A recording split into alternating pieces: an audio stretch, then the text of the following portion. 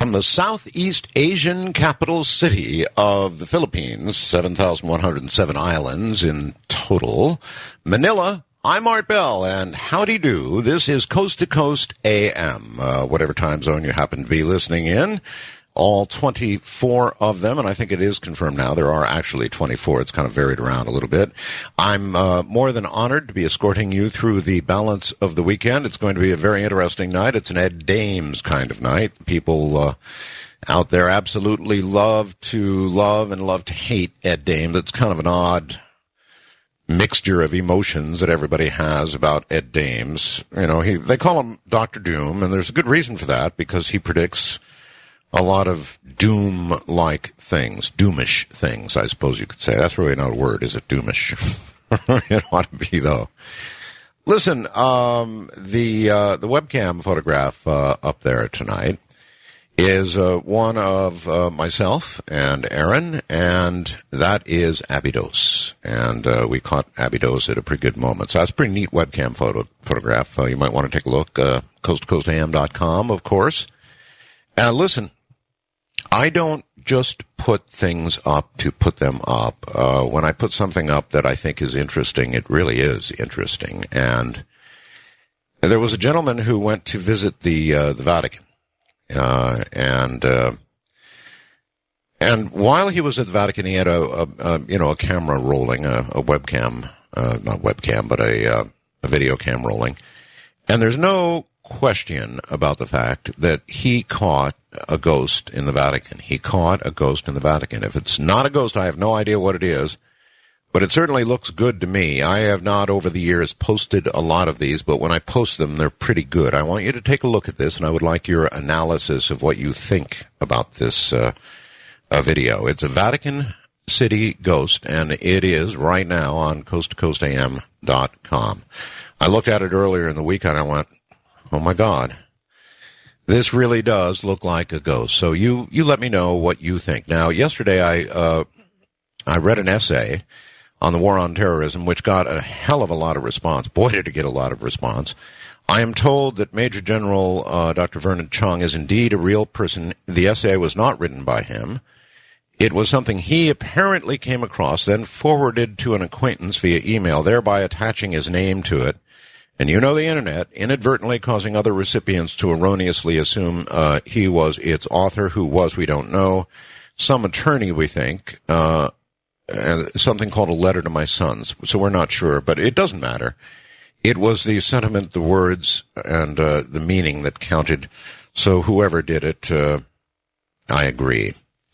Looking a little bit around the world right now, in Baghdad, authorities on Sunday announced the capture of al-Qaeda's number 2 leader there, accusing him of brutal, merciless terror operations, including the bombing of a Shiite shrine. That one touched off the sectarian bloodletting, pushing Iraq towards civil war. Iraq's national security advisor said this Abu Human, perhaps, or Abu Rana as he's known, was arrested a few days ago as he hid in a residential building southwest of Bakwa.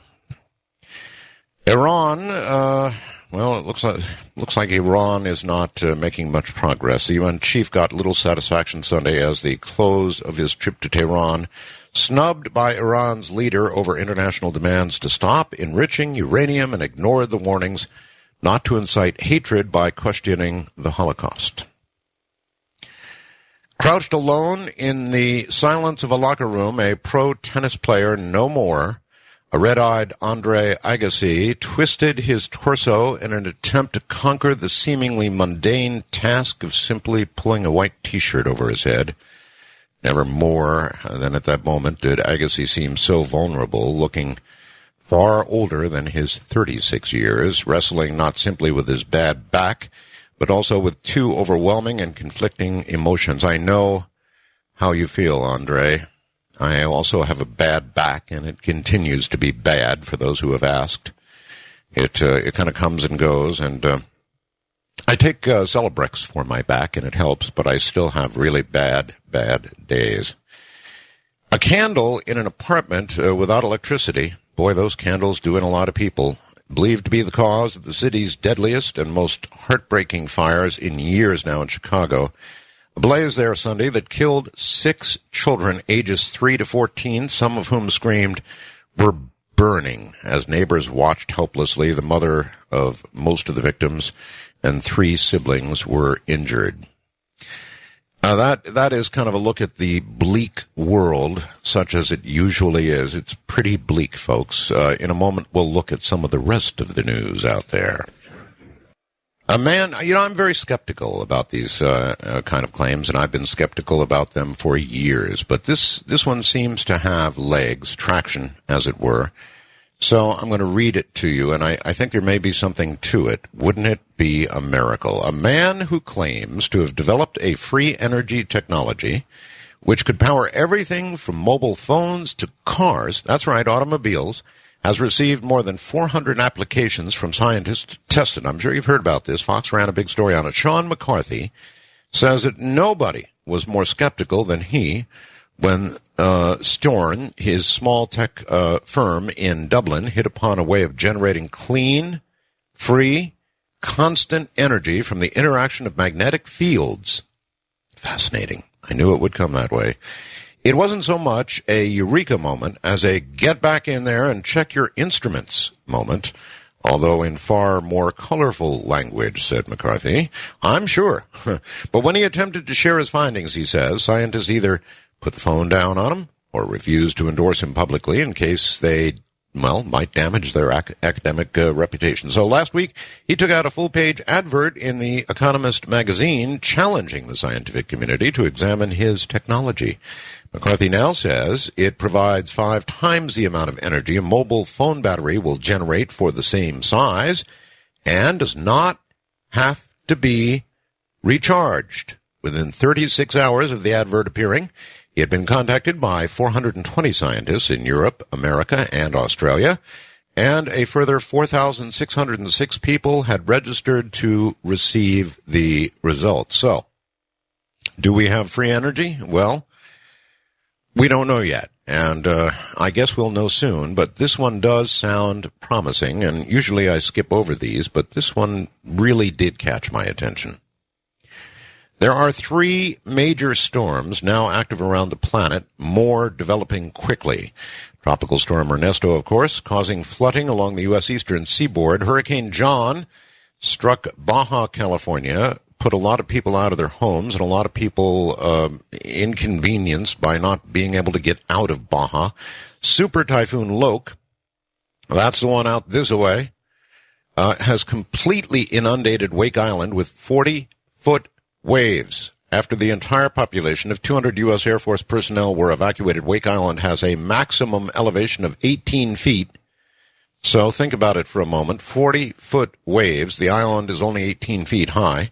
Loke is the strongest Central Pacific typhoon in 12 years. It was the first time Wake has been evacuated in 30 years. Oceanic hotspots like the East Central Pacific, Caribbean, and most particularly Gulf of Mexico continue to be areas where storms can become dangerous very quickly. The storm had winds reportedly of up to more than 155 miles an hour. My God, that's a big storm. It thankfully is not headed toward me out in the Philippines, but rather appears headed northwest toward Japan. How big and how dangerous it will be when it gets to Japan remains to be seen. But we've had our rainy season, and I hope we've seen the last of our typhoon season here in the Philippines. We had typhoon after typhoon after typhoon go through. It was pretty rainy for a long, long time here. Scientists fear that global warming will bring climatic turbulence, with changes coming in, get this, big jumps rather than gradually. This is by Fred Pierce of The Guardian newspaper in Great Britain. Richard Ally's eyes glint as we sit in his office in the University of Pennsylvania discussing how fast global warming could cause sea levels to rise.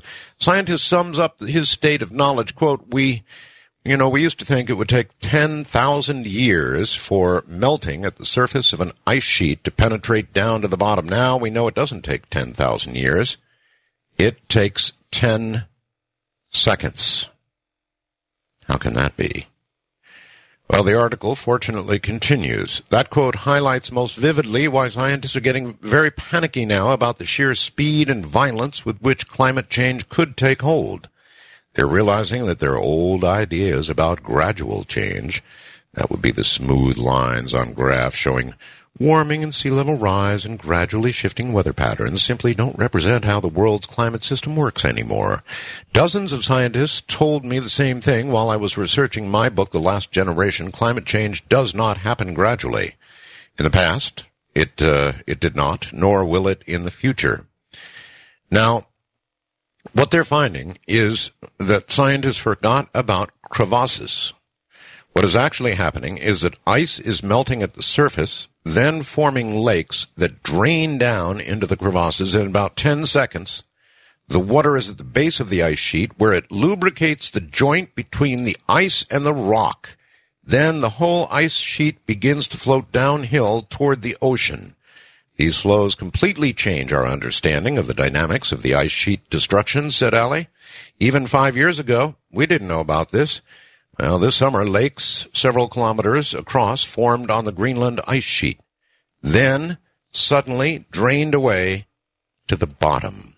Scientists measured how, within hours of the lakes forming, the vast ice sheets physically rose up as if floating on water and slid into the ocean. That is why Greenland glaciers are growing fast, and there are more icebergs breaking off into the Atlantic Ocean. That is why average sea level rise has increased from 2 millimeters a year in the early 1990s to more than 3 millimeters a year now. Soon it could be a great deal more. Jim Hansen of NASA, that's the top guy on climate at NASA, George Bush's top climate modeler, predicts that the sea level rise will be 10 times faster within a few years. As Greenland destabilizes, building an ice sheet takes a long time, but destroying it can be explosively rapid, he said. Then there's this area off the central part of the Oregon coast, which is becoming a bigger and bigger crab and fish graveyard. It was first discovered back in 2002, but according to the Christian Science Monitor, researchers at Oregon State University have taken a close look at this coastal dead zone, and things are getting a lot worse. A few weeks ago, the researchers measured the level of dissolved oxygen in this part of the ocean. What did they find? Levels were 10 to 30 times lower than normal, down to 0.5 millimeters per liter, a characteristic of hypoxia. That's a lack of oxygen. Because they have no explanation about this phenomenon, they're still envisioning a total absence of oxygen. Here is the somewhat dramatic introduction of the CSM article. A half dozen scientists huddled in a cramped lab aboard the research vessel Akra, bracing themselves against rolling swells as they stare at a pair of TV monitors. Images of an aquatic graveyard slide slowly across the screens. Some 150 feet below, a robotic submarine, looking something more like a portable generator with thrusters than a svelte submarine motors just above the bottom, capturing macabre images of Oregon's newly minted and poorly understood dead zone. God, what a name, a dead zone. So they've got a photograph, which I cannot relay to you here right now, but they describe it this way. The zone is a bottom-hugging layer of water with oxygen levels so low that it cannot support a variety of marine life that typically lives in these near-shore coastal waters. The bottom is littered with dead crabs, worms, and starfish. This is scary stuff. These are areas of the ocean. It's not the only one either off the Oregon coast. There's others that are off the Louisiana coast and others around the world that we've found, and nothing lives in these areas, folks. Nothing lives. Nothing. There's not enough oxygen to support any kind of life that we understand, so it is all dead. Now, the ocean, it sustains our life. The ocean, well, we probably originally came from the ocean ourselves. So if the ocean dies, I've got this feeling that we're not long behind.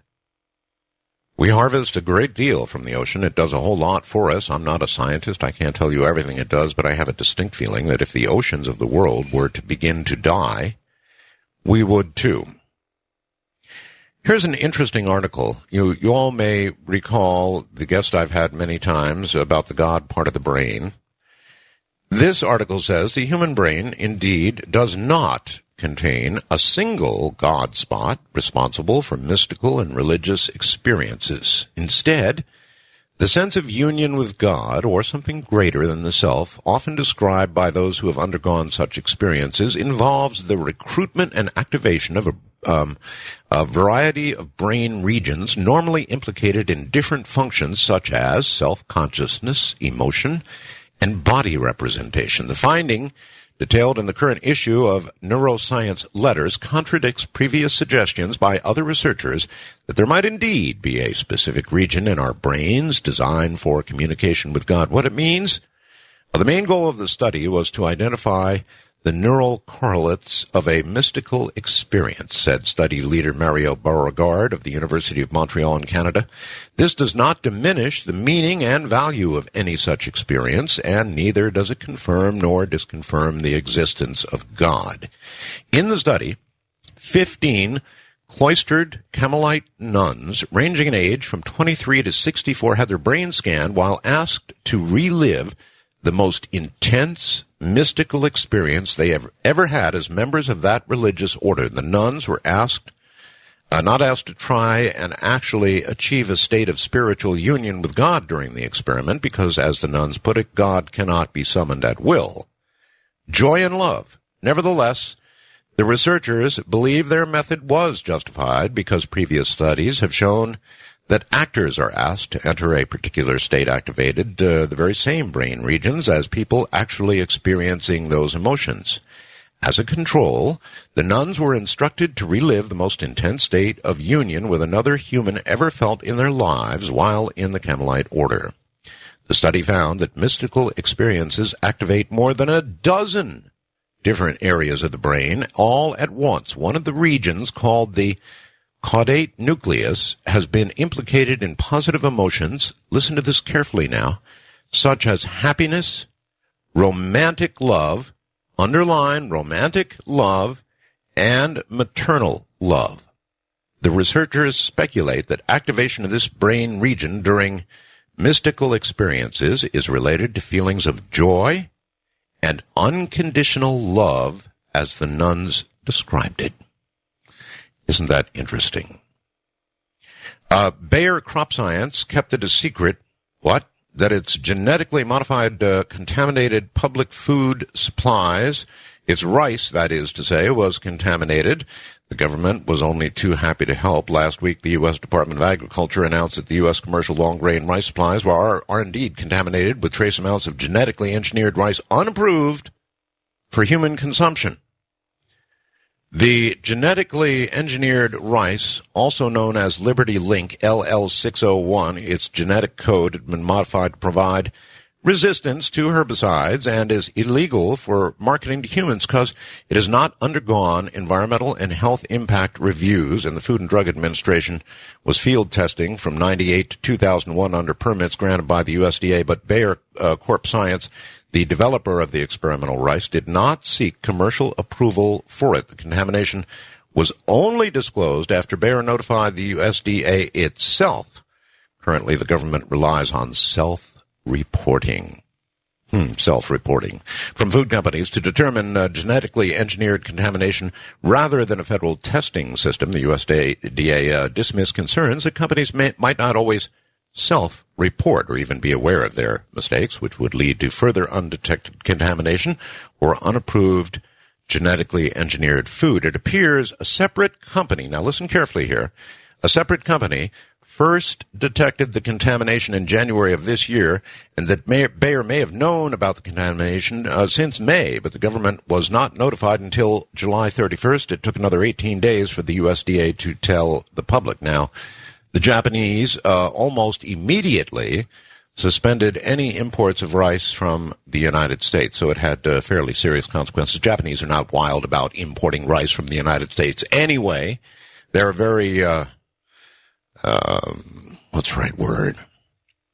They're very sensitive about rice. It comprises about a third or so of their diet, as does the diet here in the Philippines.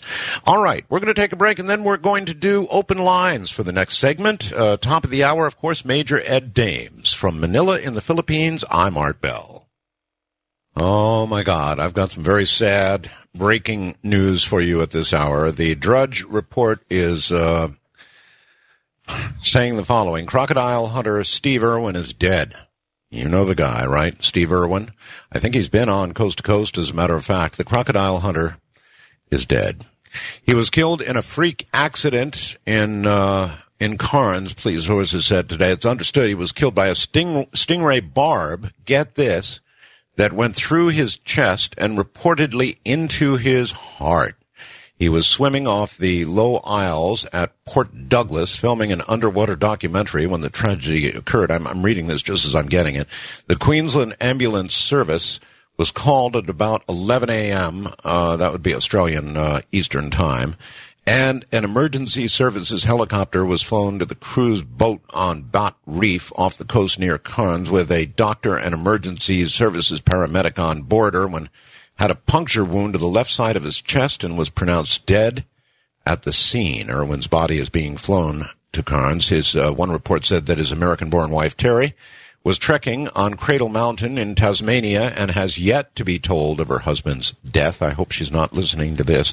The Irwins have 2 children, a daughter, Belinda Sue Irwin, 8, and 3-year-old son, Robert Clarence Irwin. So very, very, very sad indeed. He was an amazing guy, a funny guy, an entertaining guy, an educational guy, and he's gone.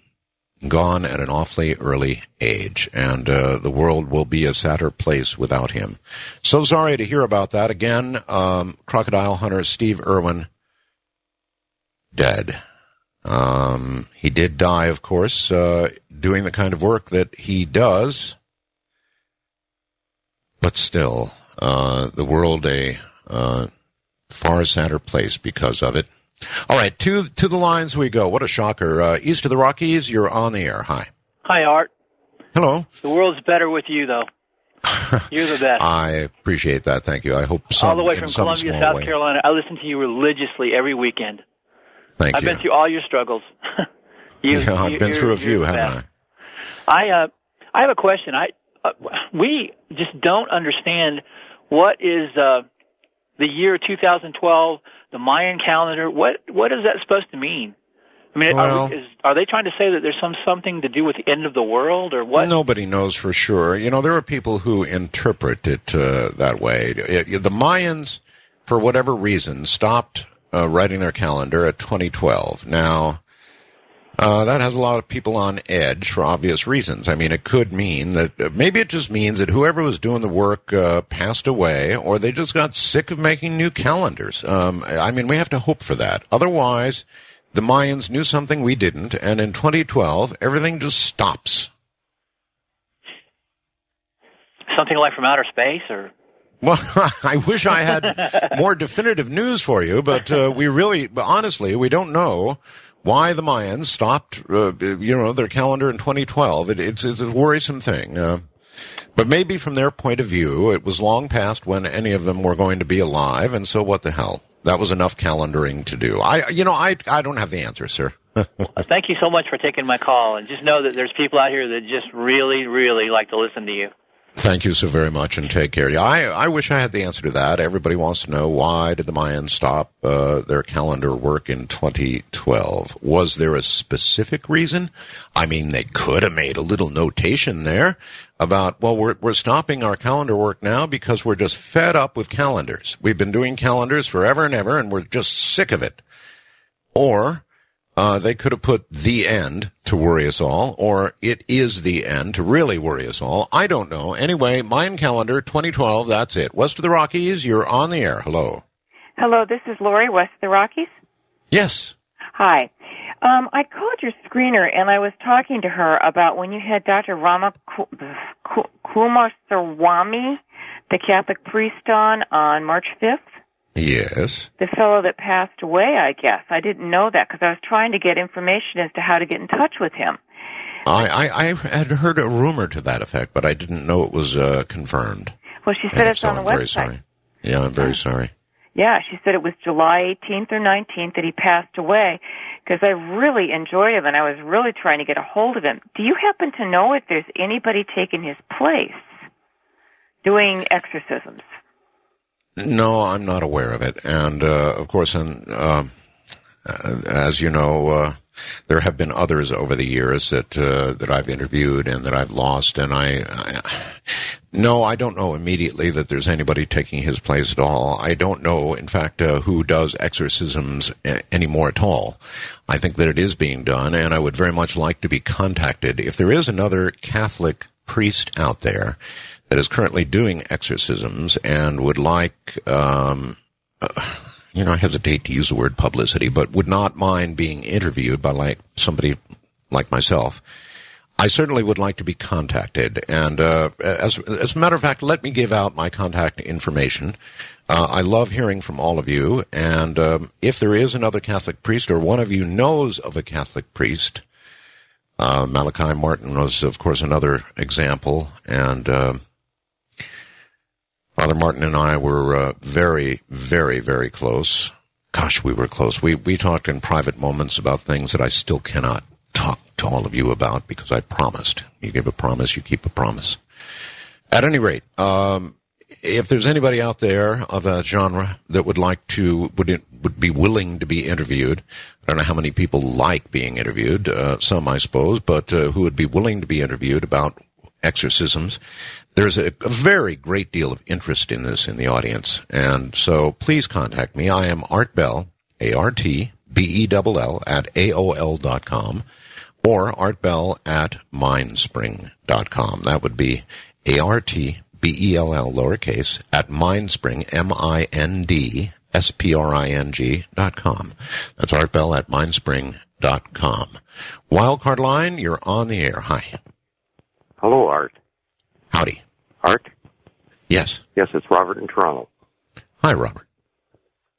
Art, you are just a wonderful man. I've been listening to you for years, and I would just like to congratulate you for your move to the Philippines, and I hope you enjoy your life there. Thank you. It's called turning your life upside down after something really tragic, and I don't know, choosing to move forward. I've always been a wild one, and so here I am. It's a completely different world, I can tell you that. It's kind of like walking into another dimension. When you leave the United States and come to a place like the Philippines, you get off the airplane, I think I've said this before, and every sense, every smell, every sight, every feeling, everything is different. And so it's kind of like going to another dimension. Not quite, but close.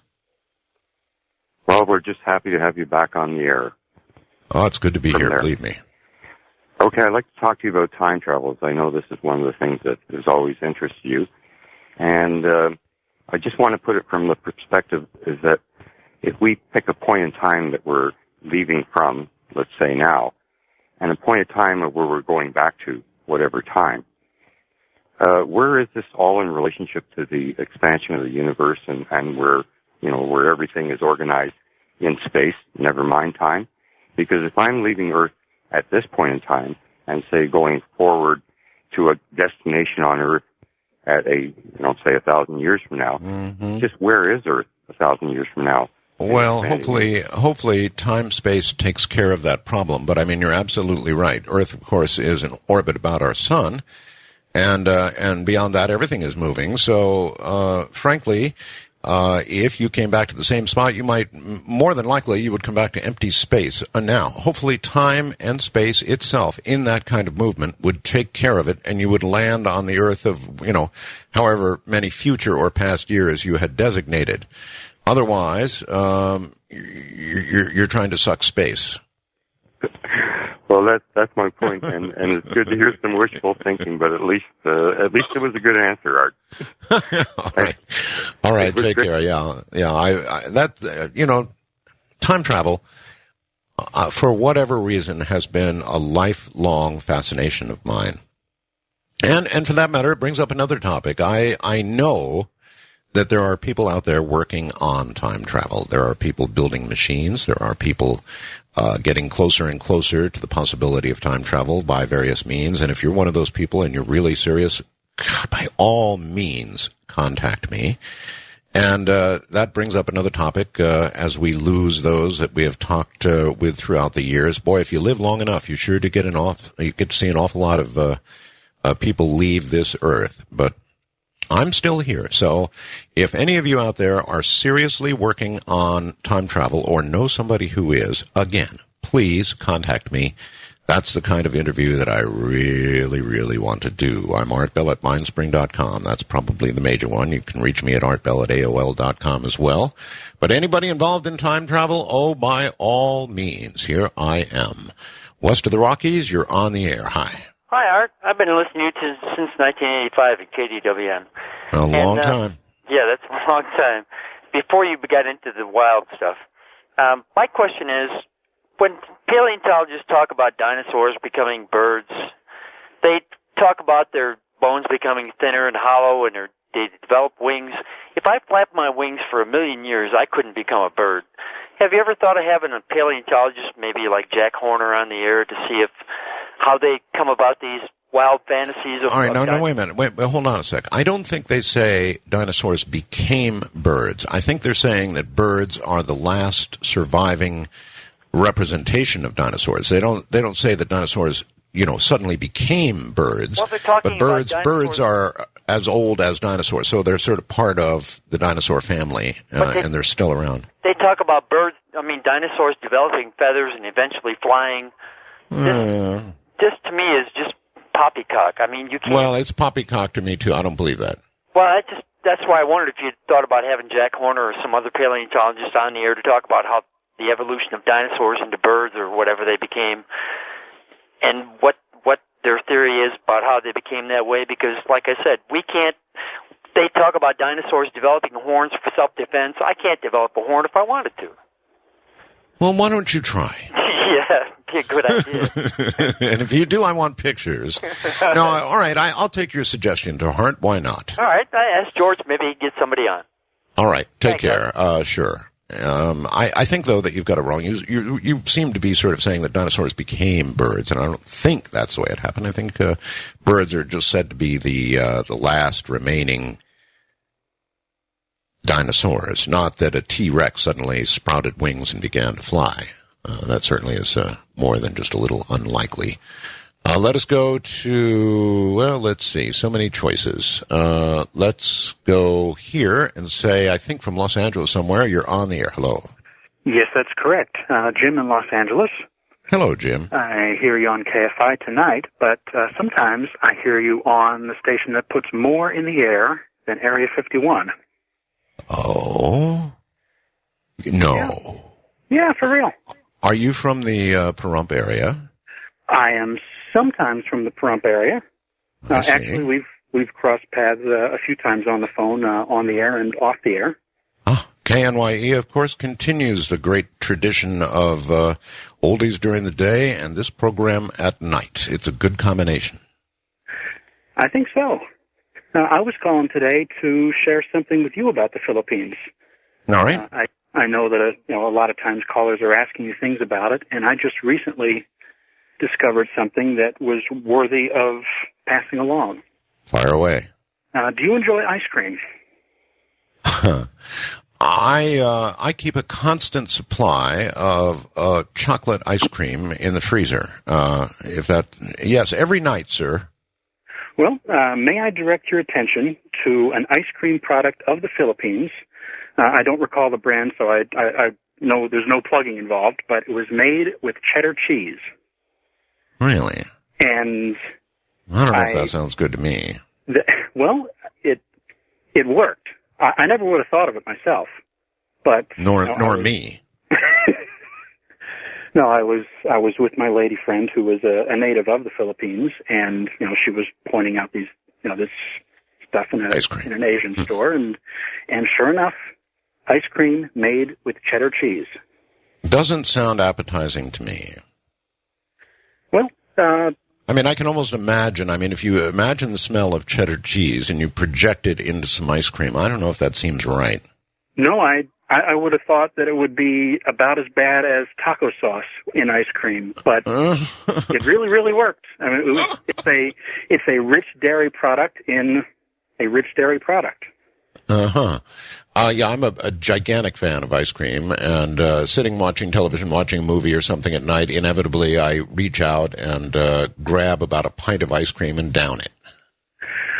Well, it may not be a taste for everyone, but it's something I just discovered, and I thought it was kind of neat to be able to share something from here. Have you tasted it?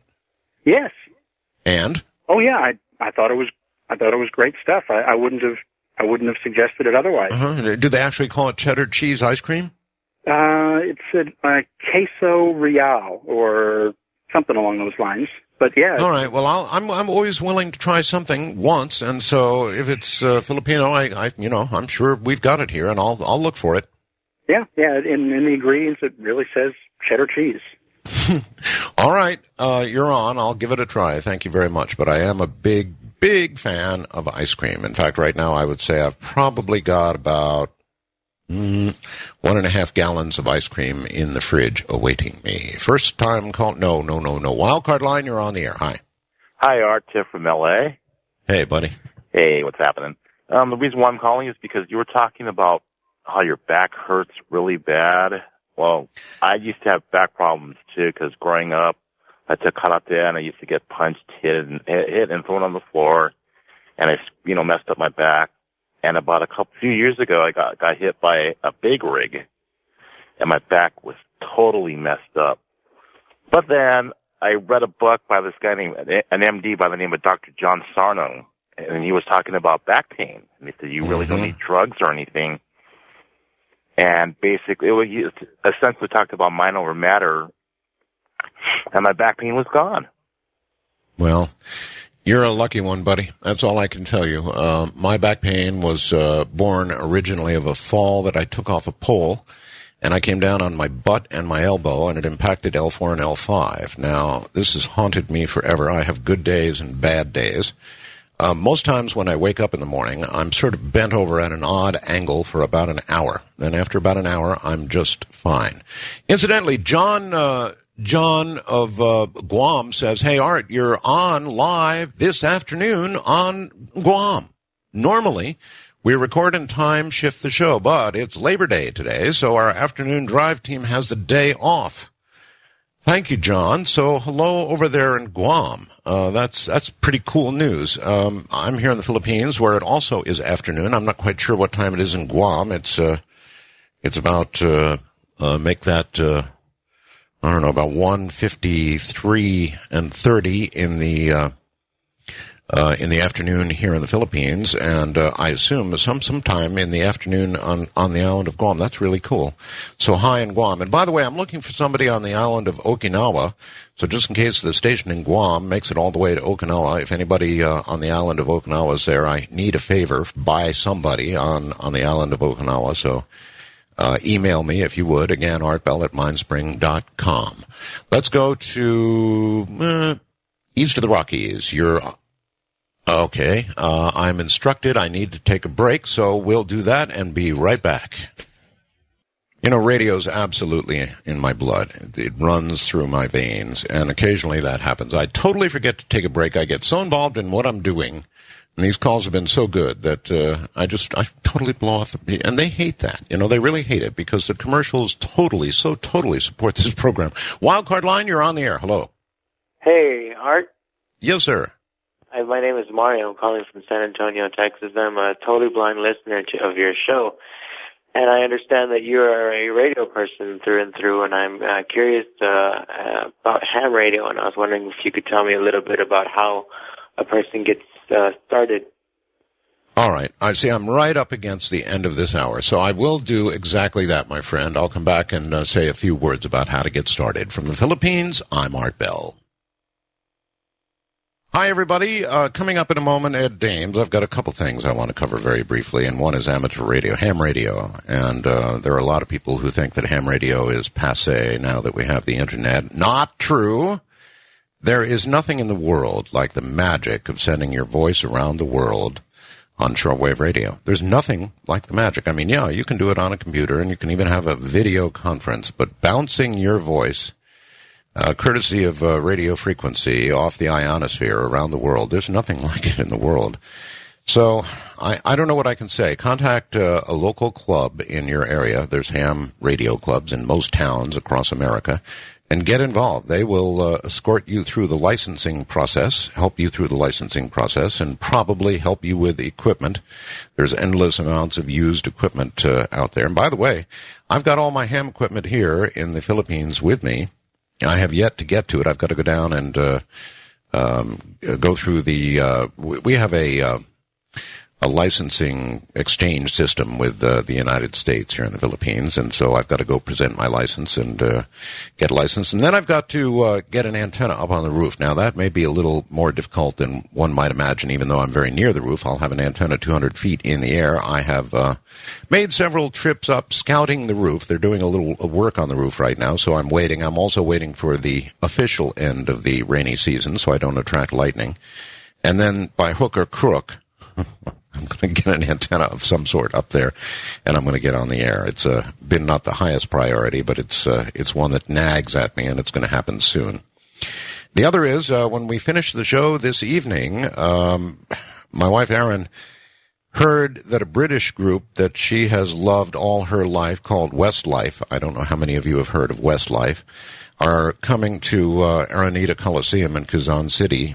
And so that's where we're headed when I get off the air this evening to see a concert by Westlife. And she was just jumping up and down, and so I bought tickets right up front. It should be a lot of fun. That's Westlife at Araneta Coliseum, so we'll be doing that after the program now. The most loved and hated guest that we have on this program easily is the world's foremost remote viewing teacher, Edward A. Dames, Major, U.S. Army, retired. He's a decorated military intelligence officer and an original member of the U.S. Army Prototype Remote Viewing Training Program, and I can personally attest to the truth of that. I have a copy of his complete military record. He sent it to me once. He served as the Training and Operations Officer for the Defense Intelligence Agency's Psychic Intelligence Collection Unit, and currently serves as Executive Director for the Matrix Intelligence Agency, a private consulting group. The technical consultant for the feature film Suspect Zero. That was a cool movie. A very cool movie. If you get a chance to see Suspect Zero, it's making the rounds on pay TV. See it, a Tom Cruise, Paula Wagner production. Ed coached Sir Ben Kingsley, who was superb in the role, and played the role of an FBI remote viewing instructor in the movie. He was there briefly. If you look very carefully, you will indeed see Ed Dames in that movie. It really was an excellent movie, so I urge you to see it. All right, what we'll do is take a break, and when we come back, Major Ed Dames. Once again, a very frequent guest on Coast to Coast AM, pretty good friend of mine, Major Edward A. Dames, U.S. Army retired. Major Dames, welcome back to the program. Always a pleasure, always an honor. It's really good to have you here, Ed. How are you? I'm very well, indeed. I actually sat down and watched Suspect Zero again the other day. God, that's really a good movie. I enjoyed that foray into the entertainment business very much, although as an operations type, I'm a workaholic and love my job, but that was a lot of fun, I have to admit. I'm doing one more movie before I, actually, if I can fit it in, I'm transitioning now to Ukraine, so I'll be in sort of a state of transient state for the next 6 months, like you were when you moved to Philippines. But I have one more movie to fit in. I've been asked to help out on the ESP Affair, which is sort of a psychic love story drama. So a psychic love story drama?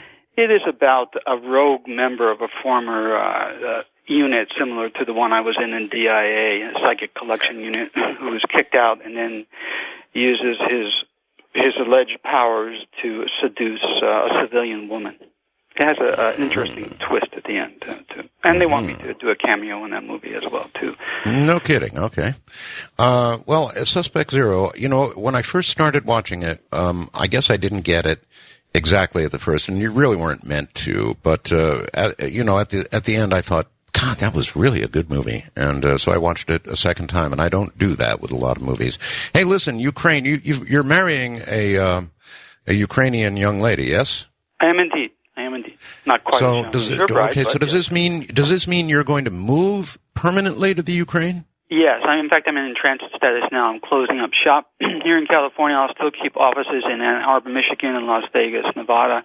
But I'm moving and will be living full time in a small village on the Black Sea in Ukraine.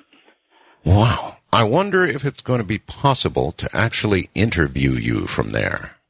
Yes, I've looked around and looked at the technical stuff there. In fact, I had to make a trip. I was on my way to Russia to help out, as I mentioned. The head of my hit list, my personal hit list, was this monster, Shamil Basayev, who engineered the Beslan massacre. And I wanted to help the Russian FSB catch him. But a Russian Spetsnaz, a Special Forces unit, a hunter-killer team, got to him before they needed my help. So I looked around while I was there near my fiance's village, and indeed, we can rig something up. Okay, but I'll be back be very interesting. I have to babysit some projects in the States, in the Southwest, and a few other things. And my team and I just had a major breakthrough, that very, very nice breakthrough after all this time that I'll talk about, and we'll be continuing to babysit that as well. Well, it certainly is becoming a small world. I mean, when I can do a major radio talk program from the other side of the world here, then you can certainly be interviewed in the Ukraine. So anyway, listen, a couple of things. First of all, I want to begin, Ed. You've got to realize, I know that it's probably tiring for you, but there's always new listeners. This is a monstrous show, as you know, and a lot of them are going to go, what the hell are they talking about? Is he a psychic, or who is this guy? So I know who you are. A lot of the audience knows who you are, but please, a 101 on remote viewing. Could you give us your current, and I know it's an ever-evolving thing, so a kind of a current, easily understandable description of exactly what remote viewing is, so they know what we're talking about. Remote viewing is a way to connect and hold the connection with one's unconscious. Actually, I prefer to call it one's superconscious, the superior mind, and unconscious, which has access to all the information throughout space and time, and to tune that unconscious into a specific idea pattern. And everything exists apparently in mind, in this collective mind field, as a pattern of information, all things, all people, all events. It's a way to turn your attention and hold it very, very focused and rigidly on a particular pattern for up to 45 minutes and download information about something that is remote in space or time. It's kind of like a non-local internet of the ether. It's very much. In fact, the way we cue unconscious as to what we want is very similar to an internet database search engine. The way that I teach it, and it's a very structured course, is very much akin to a Google search engine. We are the Google of the internet, the minefield.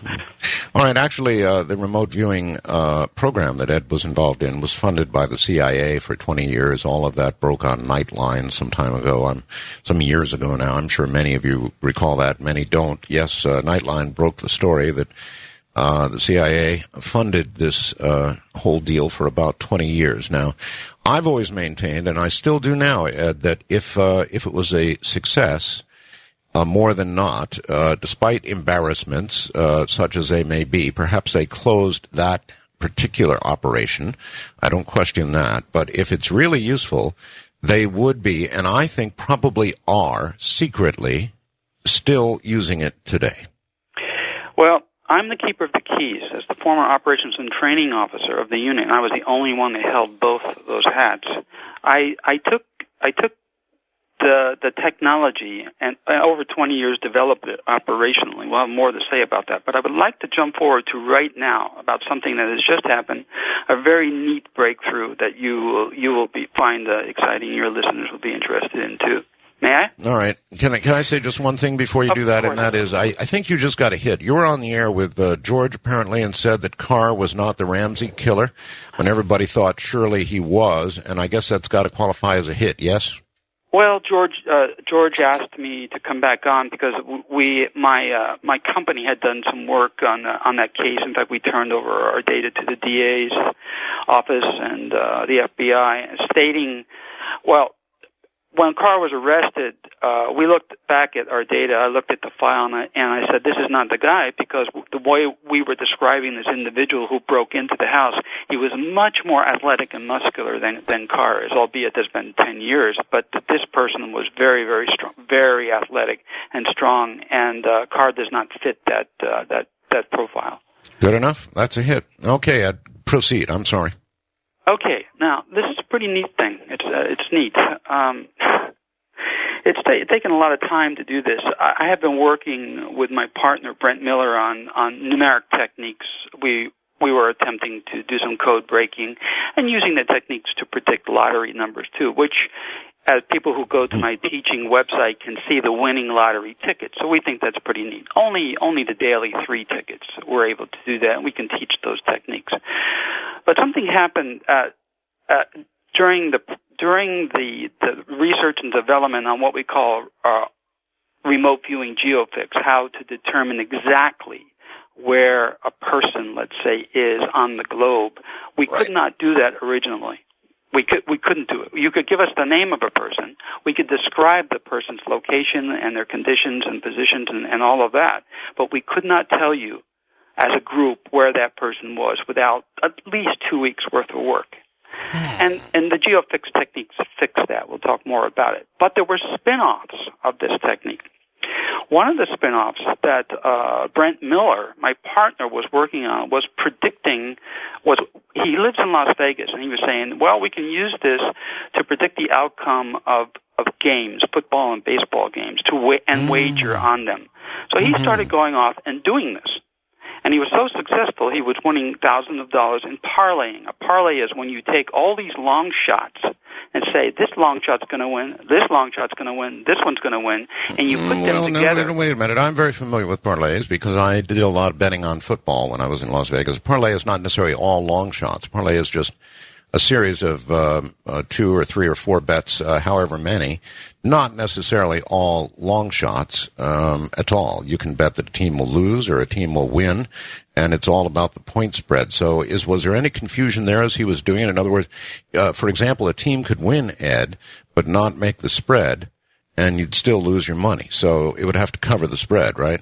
Well, what he was doing was going only for the winners and looking for only the teams that were using remote viewing to look at the outcomes of the games and look at only those winners that were long shots that would pay more money, and then integrating that into a parlay. So the parlay was a super long shot. And he was winning. That's true. And he was winning a lot of money. So what he did as kind of a reward for my team's work over the years in the field, and we'll talk more about that momentarily. After a workshop in Las Vegas that I conducted a couple of months ago, Brent sat down after hours and gave the team members a class on how to win parlays, how to win sports wagers. Okay? Mm-hmm. I wasn't very interested. I had other things to do, and I went home. A few weeks ago, I get a call from David Rosetta, one of my team members. He says, Ed, I went down and I used that technique. He flew down from Washington, Spokane, went to Las Vegas by himself. He said, I filled up the pockets of my surplus Air Force jeans with $100 bills until they couldn't hold anymore, about $20,000. And then I flew back home. So it works. I said, hey, that's great. Maybe we'll go down together. And I went back to work. A week later, at about 1 o'clock in the morning, I worked pretty late. In fact, I was working on a missing teenager case. I get a call from Alex DeChara from San Francisco. Ed, I'm in Las Vegas with Joe Bush, another one of my team members. I just won $50,000. Oh, my God. On the same wagering, doing the same thing that Brent taught them to do. So he said, would you like to come to Vegas and the whole team do this? I said, yes. So we met in Vegas as a whole team. We sat down and we compared results over a period of a couple of days. made a lot of money. Alex went home with another $60,000, and we said, okay, this is a success. We're all very happy, except I was unhappy about one thing, and that is about every third wager, 10 or 20% of our teams that we had, our combined knowledge said would win, lost. Now, that's not supposed to happen. For those of you who are familiar with remote viewing, structured remote viewing, you'll know that when more than two or more trained remote viewers have the same corroborating data against the same target, in this case, it ought to turn out that way. Mm-hmm. Then it should be 100% correct. And this time it didn't. So I had to do some research, which I did. And here's what was happening. And I'll tell you what prompted me to do this research in a moment. What was happening was this. Apparently, all events in what we call the future, all events in time are locked. And that's an uncomfortable idea for me. But in terms of remote viewing, where we know that mind is outside of time and can look down on this broad panoply of events through time and space, everything is occurring at once. Every single thing. Which had made me uncomfortable for many years. But apparently that is so. The problem is this. It's not that, let's use baseball as an example, because that's what we were wagering, baseball games, winning teams. It isn't that those teams that had conflicting data it isn't that our data was wrong. It isn't that it was a fuzzy set and the outcome was undetermined in some deterministic way in the future. The problem was that the game was determined, but sometimes they were behind some type of an obstacle. Let's use that for lack of a better word, that even the best remote viewers could not see around. So there are sort of like dead zones out there, dead spaces that we can't perceive. It isn't that the game is not known in terms of mind, but something is blocking us from doing that, whether it's a hardware limitation, in this case wetware, software limitation. If something was blocking you, then how were you able to make the call at all? In other words, you saw it as Team X winning, and it didn't turn out that way. How were you able to see Team X winning if there was a block there? What I did was I did some pattern analysis over a period of a week on baseball games, and what I found was that the teams, that the games where the outcome was not known to a viewer, there was conflicting data right up front, where it wobbled. The data, the resultant remote viewing data that said this team would win or this team would win, you had conflicting data. There were elements, I don't want to get too technical on here, there were elements of both teams winning in this very, very soon into the remote viewing session, perhaps 10 minutes. And that pattern, doing some pattern analysis, told me that in those instances, don't wager on that game because the outcome is fuzzy. Huh. The outcome is fuzzy. And yet earlier you said outcomes are locked. And by the way, I'm also very uncomfortable with that notion of anything being locked, inevitable, absolutely going to be that way. Because that means, Ed, that we're all kind of puppets of... I totally agree, but in another way, it means that you've already died and you've already not been born, and all those things coexist. Yeah. That's one thing. Now, here's the kicker. Here's the kicker. The reason that I know that things appear to be locked is this: if an individual, highly trained, highly experienced viewer picks a team that is going to lose, if you compare that data, and you don't know that you've picked the losing team, if you compare the data with another experienced viewer, when you start to compare data, when two people begin to work together, then that particular quirk in the system where you can't see around the corner anymore, there's some type of a parallax view that allows two viewers to be able to perceive the right team or look around the corner, allegorically speaking, and see and see clearly instead of fuzzy. So when two or more remote viewers work, then it's clear. And I would all right, buddy, hold it right there. We'll come right back to this particularly this locked-in business. Ed Dames, my guest. I'm Art Bell from the Philippines. My guest is Major Dames, Edward A. Dames. USAF retired. That's wrong. Army retired. Sorry about that. And we're talking about remote viewing. It's and one correction. A number of people are correcting me. Westlife that we're going to see tonight in concert is not English, I guess, even though I guess they played. That's what confused me. They did an awful lot in Britain. They're actually Irish. They're really Irish. And it's kind of middle of the road, not real heavy rock stuff. So sorry about that. Not English, but Irish. Westlife for me and for Aaron later tonight. In a moment, we'll have Ed Dames back. This business of being locked in, having events locked in, just absolutely gives me the willies. I don't want to believe that that's true, and maybe there is some exception to it. We'll ask more about that in a moment. In case you'd not heard the very sad news, Steve Irwin, the croc guy, is dead at age 44. Very, very sad news. A very entertaining, very lively, very full of life guy.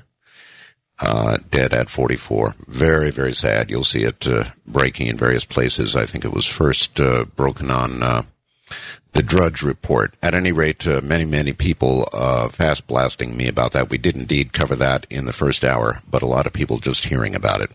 Okay, Ed, welcome back.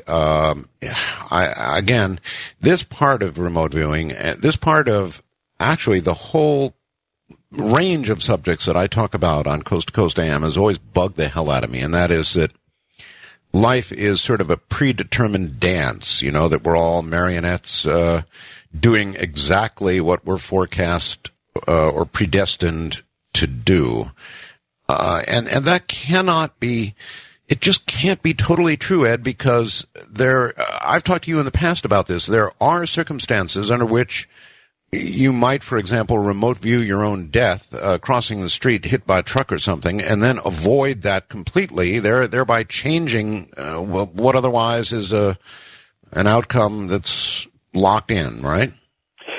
Well, I'm not comfortable with the idea either, but I'm learning to live with a lot of things. And but by the way, before I go on, I wanted to make sure that for the Show Me the Money folks, that they know that I'm going to be posting these receipts from Vegas casinos next to the winning lottery numbers that Brent Miller and David Rosetta have winning lottery tickets up on my teaching forum at learnrv.com already, and we'll post copies of these receipts up there too, so folks can. I don't see how anything could be more convincing than winning lottery tickets, unless, as you point out, it's hitting a bunch of complex bets or something like that. I mean, that's just plain impressive, Ed. So yes, by all means, post them. Oh, I agree. We're taking I'm taking 22 years of experience to the bank. I'm cashing in on specialized knowledge, and anecdotally, it was kind of humorous. In the past, when my team has been out in the field, especially on missing children cases, mostly murdered children cases, the spouses have not been happy because this has all been volunteer. They've spent their own money, taken time, vacation time, and they could have spent with their families and things like that. And the wives, some of them did not cotton up to the idea of remote viewing, but it's perfectly copacetic for them now. Very, very okay.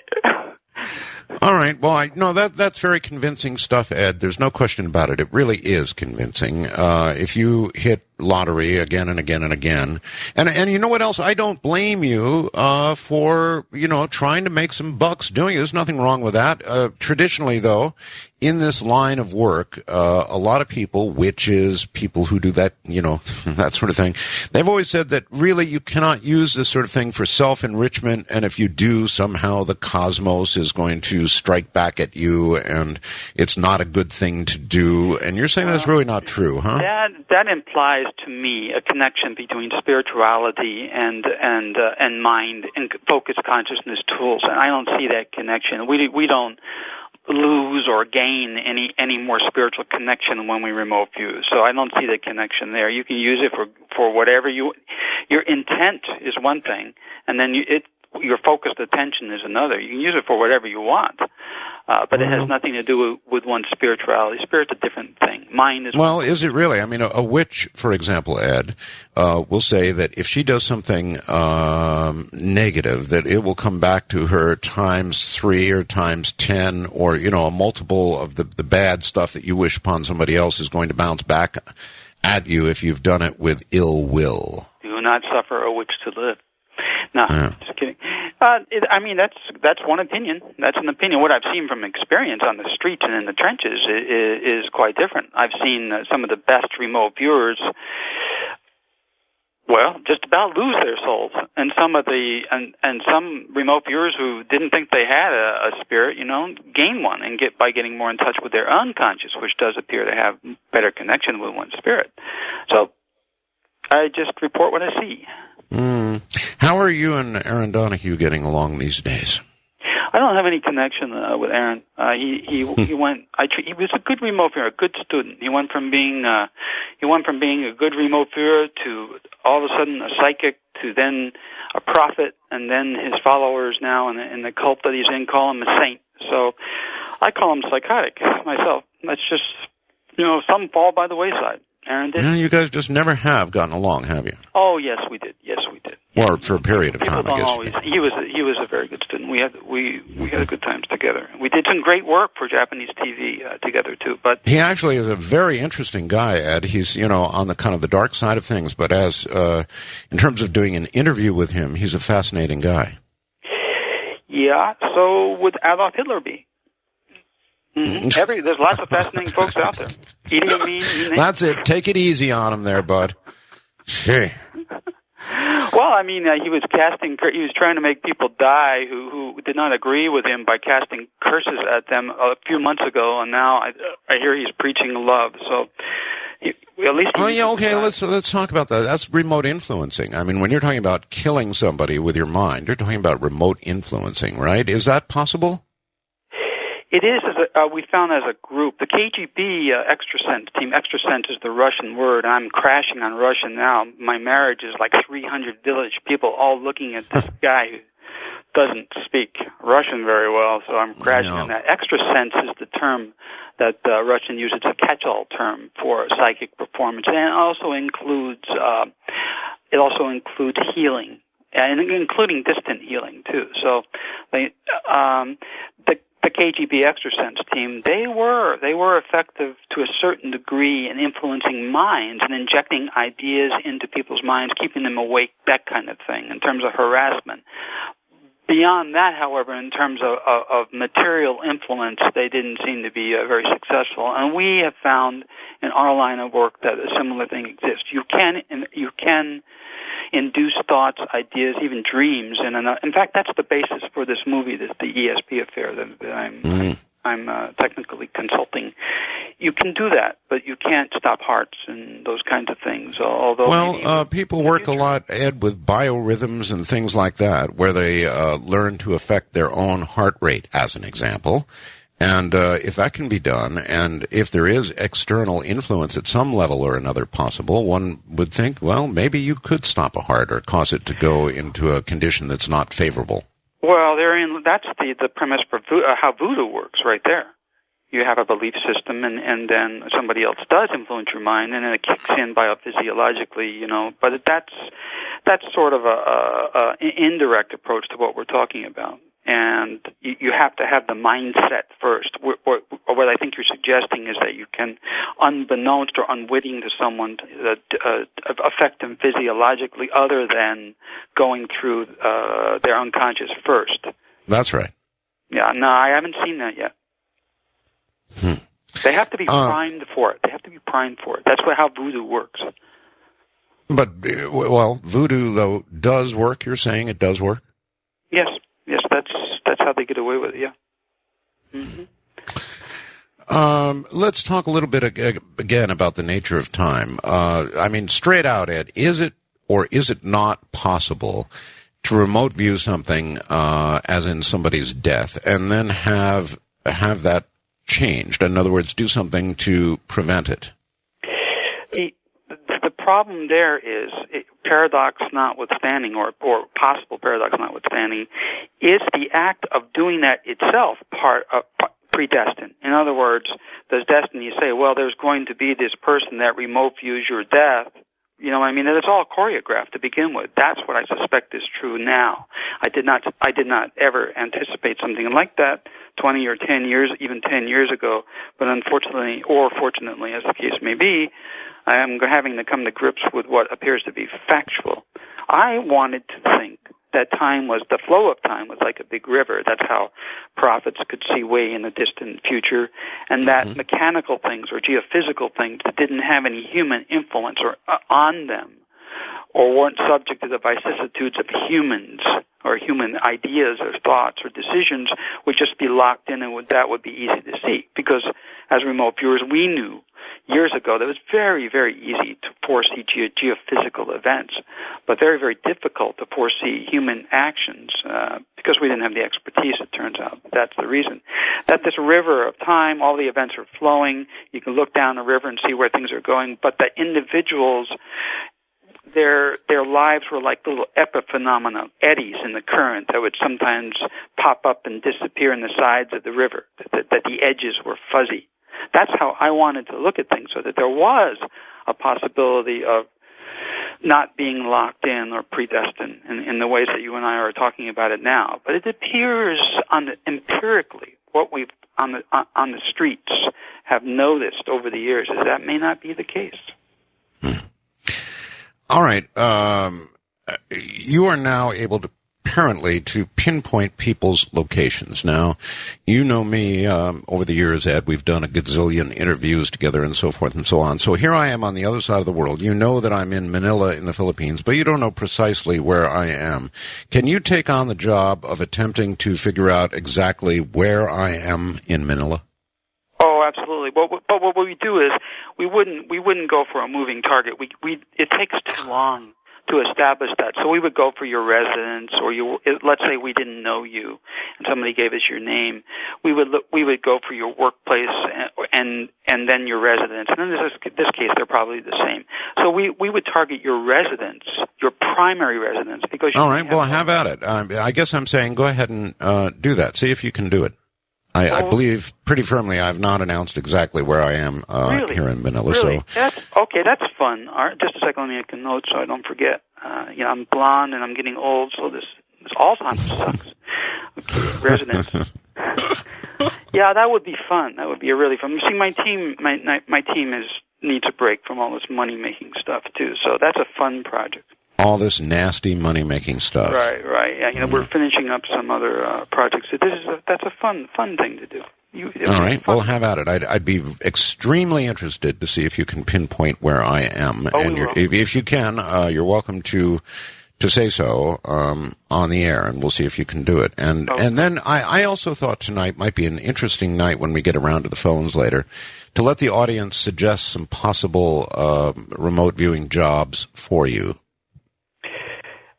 Okay, I just keep in mind, though, that our primary focus, most of our resources go into missing children cold cases. And speaking of cold cases and missing children, Natalie Holloway, there's a map, well, not a map, there's actually a photograph on the Coast to Coast AM website right now, apparently of where you think they will find Natalie Holloway's body. Is that correct? Yeah, that's correct. In fact, one of my agents, James, has already done both the above ground and underwater recon of that, and we can talk as much about that as you would like to do. Well, let's nail it down for sure. Is that, in fact, that picture that we see, is that the area where you, in fact, think she will be found? Yes, underwater, right off the berm of that. Unfortunately, oil refinery area in the water, in shallow water there.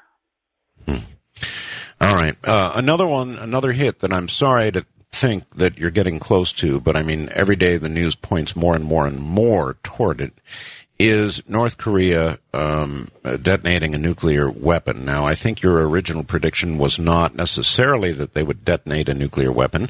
They're obviously about to do that, or fairly obviously, but rather that they would use one in anger. Is that correct? I said last year that they would test one. Last year, I revised that. If you might recall, it's certainly in the archives. I said they would test one and then they will use one. Okay. All right. Do you know offhand if it will be used against South Korea, or I mean, any nation state that would develop a nuclear weapon and use it, for example, against their neighbor, in the case of South Korea, could well expect extinction at the hands of the United States, nuclear extinction. I'm sure that would occur. So it's hard to believe that's the way any nation state would do it, although they are crazy. I would think they would put it into the hands of some terrorists so that it would not be so easily identified, the source that is, and let it happen that way. Well, even there still in terms of a nuclear weapon technology and Pakistani assistance and some other assistance that they've been getting, you're still talking about a big device. So we're not talking backpack or suitcase or nuke, special atomic demolition munition, something like that. We're talking a big device that has to be on a truck or ship or something like that. As a matter of fact, there's much more to this than meets the eye. That there's collusion on the part of China here, and China stands to only gain because just by the test alone, the U.S. will pressure that. This is a rat in a corner right now. They are all of their means of making money. Almost all of the means of making money for the DPRK have been taken away. They get some money from Russia and, of course, some support from China. A lot of their food's being cut off from South Korea because of their recent failed missile launch. But what's going to happen I think, is this, based upon my remote viewing work. China's going to allow the detonation of a weapon, an underground test. Mm-hmm. The U.S. will be up and will surround that nation, ready to come in and stop another evil Axis member, and then China will offer to intervene, or they will allow a war to begin so that the U.S. expends more of its resources. We're already overextended, but if we can use up some more of our munitions and stretch ourselves over the stretching point, at that point China will say, we'll intervene, but hands off Taiwan when we take it back. That is the scenario that I see. Well, I think that's probably the way it's going to go when it finally does come to Taiwan. I know the United States has made certain assurances, and I think we'd probably send some carriers and, wave the flag a lot, but I don't think that we would get into a war with China over Taiwan. I personally don't believe that. No, and there are sub-Rosa things that are happening, and that's one of them. So you have a sub-Rosa agreement or collusion, let's say, between People's Republic of China and the DPRK, and then you have a tacit understanding that's going to happen between our commander-in-chief, this country, and China, and Taiwan will be the loser. In the end, will be the loser. It's not really everything has a beginning and an end. China will surpass us as the number one superpower based on economics and commercial activity alone. They don't need to fire a shot.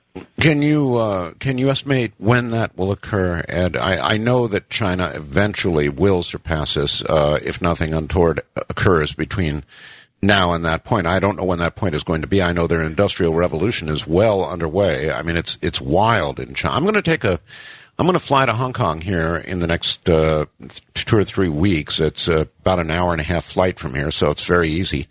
And I'm going to take another close look at China. It's been a number of years. Those who have been there have told me that what I saw when I was there, scary as it was, is nothing compared to what's going on now just across the border. So I'm going to take another look. One of my closest friends is the president of the Chamber of Commerce there, and a big leader in Hong Kong, and he could perhaps entertain you. And Aaron, is she going with you? Oh yes. Yeah. Oh yes. It'll be her first time out of the Philippines, so I'm definitely going to take her along. Yeah, I might be able to arrange that for, and you would get the inside information about what's what. I would certainly enjoy that. All right. Hang on, Ed. We're at the top of yet another hour. Boy, it just flies by. Major Ed Dames is my guest, coming to you from Manila in the Philippines, Southeast Asia. I'm Art Bell. This is Coast to Coast AM. Here I am. My guest, of course, is Major Ed Dames, the subject of remote viewing. Jeff from Springfield, Oregon says, hey, Art, considering all things locked in, there is still free will. But if you look at things from outside of space and time, the point of view of God, if you will, you can see the end from the beginning. You can see all the free will choices which were made. Well, true enough, Jeff, but if in fact that view is possible by God or a remote viewer, then the end effect is still locked in, isn't it? Major Ed Dames right back in a moment. Well, somebody calling himself Quicksilver Cat outside of Chicago asks, what happens to North Korea after it chooses to use a nuclear weapon? How do you actually know that everything is preset versus just being able to accurately see the all? I'm still not exactly clear on that. Art, please post your pictures of China. Well, I certainly will do that. Ed, do you have any indication from the remote viewing you've done on North Korea of what occurs after the use of a nuclear device? Yes. So many things occur so fast that essentially the globe is overcome by events, because what happens to intervene is of a geophysical nature. Right, very close to the time when the stuff hits the fan in the worst possible way, something very extreme, geophysically extreme happens. And yes, I'm talking about the sun, because I've talked about it a lot. And then there's so many things happening so fast. That's one of the reasons I'm going to stay in my village in Ukraine. I'm going to hunker down and sit there and watch the wheels go round and round. Because now I'm getting some fast blasts from people say, all right, Ed originally was in Hawaii, and he did that because he felt that the location he had in Hawaii was a safe place. Now here you go to Ukraine, following your heart. Is that a safe place? No, in fact, the village that I'm going to right now, many of the residents and children and babies have skin rashes, and the residents there. This is just a small thing. The residents there think that it's anything from the local trees, the trees that are blooming right now, and allergies and all that. But I've already looked at that using our skills, and it's the water. It's something in the water. So, I'll be living with that. And it's pretty wild and primitive there right now. I mean, they still have not set their government is barely a government, and it's going to get rough. But all right, let's go back to the sun for a second, Ed. The sun is an interesting topic because current research, and I mean the very latest research on the coming solar cycle. A couple of things are indicated. One, they think they found the first reverse sunspot, which could mean that we're now seeing the polarity change begin and the next sun cycle begin. And suddenly scientists have been saying that the next sun cycle is going to be bigger than anything we've seen in a long, long time, perhaps bigger than anything we've ever seen. Now, this is relatively new information from the scientists following the sun. And, of course, when I heard that, I reflected on what you've been saying for years about the sun. I'm aware of the information. I follow that quite closely. I mean, think of the implications just in terms of telecommunications. Down go the satellites, down goes the Internet, down go your banking, ATMs, phone calls, all those kinds of things. That's just minimal. God knows what else will happen because it's probably unprecedented. My parent company, Intuitive Design, They have a project called the Horizon Project. At the top of the hour, you were talking about extreme rapid geologic changes, and then that raised a red flag in my own mind because that's exactly what the Horizon Project is about. They interviewed some of the most prominent scientists and Nobel laureates in the field who said the same thing you nutshelled, that these changes are a matter of minutes, not geological time, which shocked me. But that also, yes, is the latest information, Ed, sorry, and it really is important, and that is that these glaciers, for example, that they thought took tens of thousands, hundreds of thousands of years to come and go, or go specifically in this case as the planet warms, can in fact go in about 10 seconds, and that lakes that have formed on top of glaciers can suddenly go to the bottom of glaciers and kind of like putting oil, if you will, or a lubricant between the land and the ice. These things, boom, go like that, and so in 10 seconds they're gone. So this global change can occur very quickly.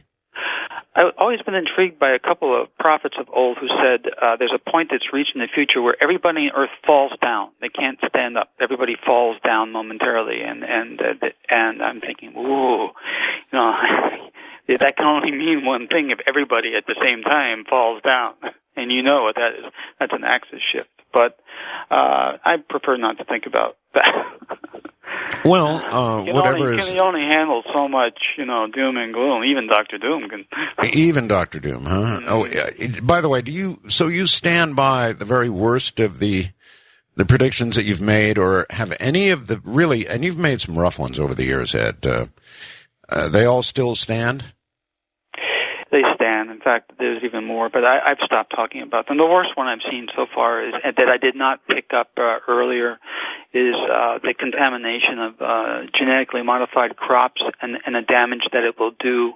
It's unbelievably worse than people could think. That experiment, injecting genetically modified crops into agriculture worldwide, is going to cause more hardship than people could possibly imagine. It is deadly. Really? Mm-hmm. Really? Mm-hmm. Yeah. I know it certainly has scared the hell out of the Japanese. They stopped importing our rice. They weren't wild about doing that anyway, long grain rice, but they stopped as soon as it was admitted that it did get out. Now, I don't know if they know that there's any real damage as a result of it, not that I'm aware of, but they are concerned about it. So, I don't know. You say you missed that one, huh? No, it didn't. I wasn't focused on anything like that. But occasionally, I look ahead, and that's something that I couldn't understand why so many people were getting sick and dying, and what was happening out there. It was almost like crop warfare. But I realized it was genetically modified foods that were contaminating the primal stocks. But anyway. I know. You talked a great deal, Ed, about babies, for example, getting sick and dying as a result of something or another. I think it was milk. You've mentioned that many times, that there was a problem with the milk. And you've talked a lot about that kind of horrible scenario. So you stand by that, and you also stand by the so-called kill shot, right? Correct. And you can nail the kill shot down how well now, Ed?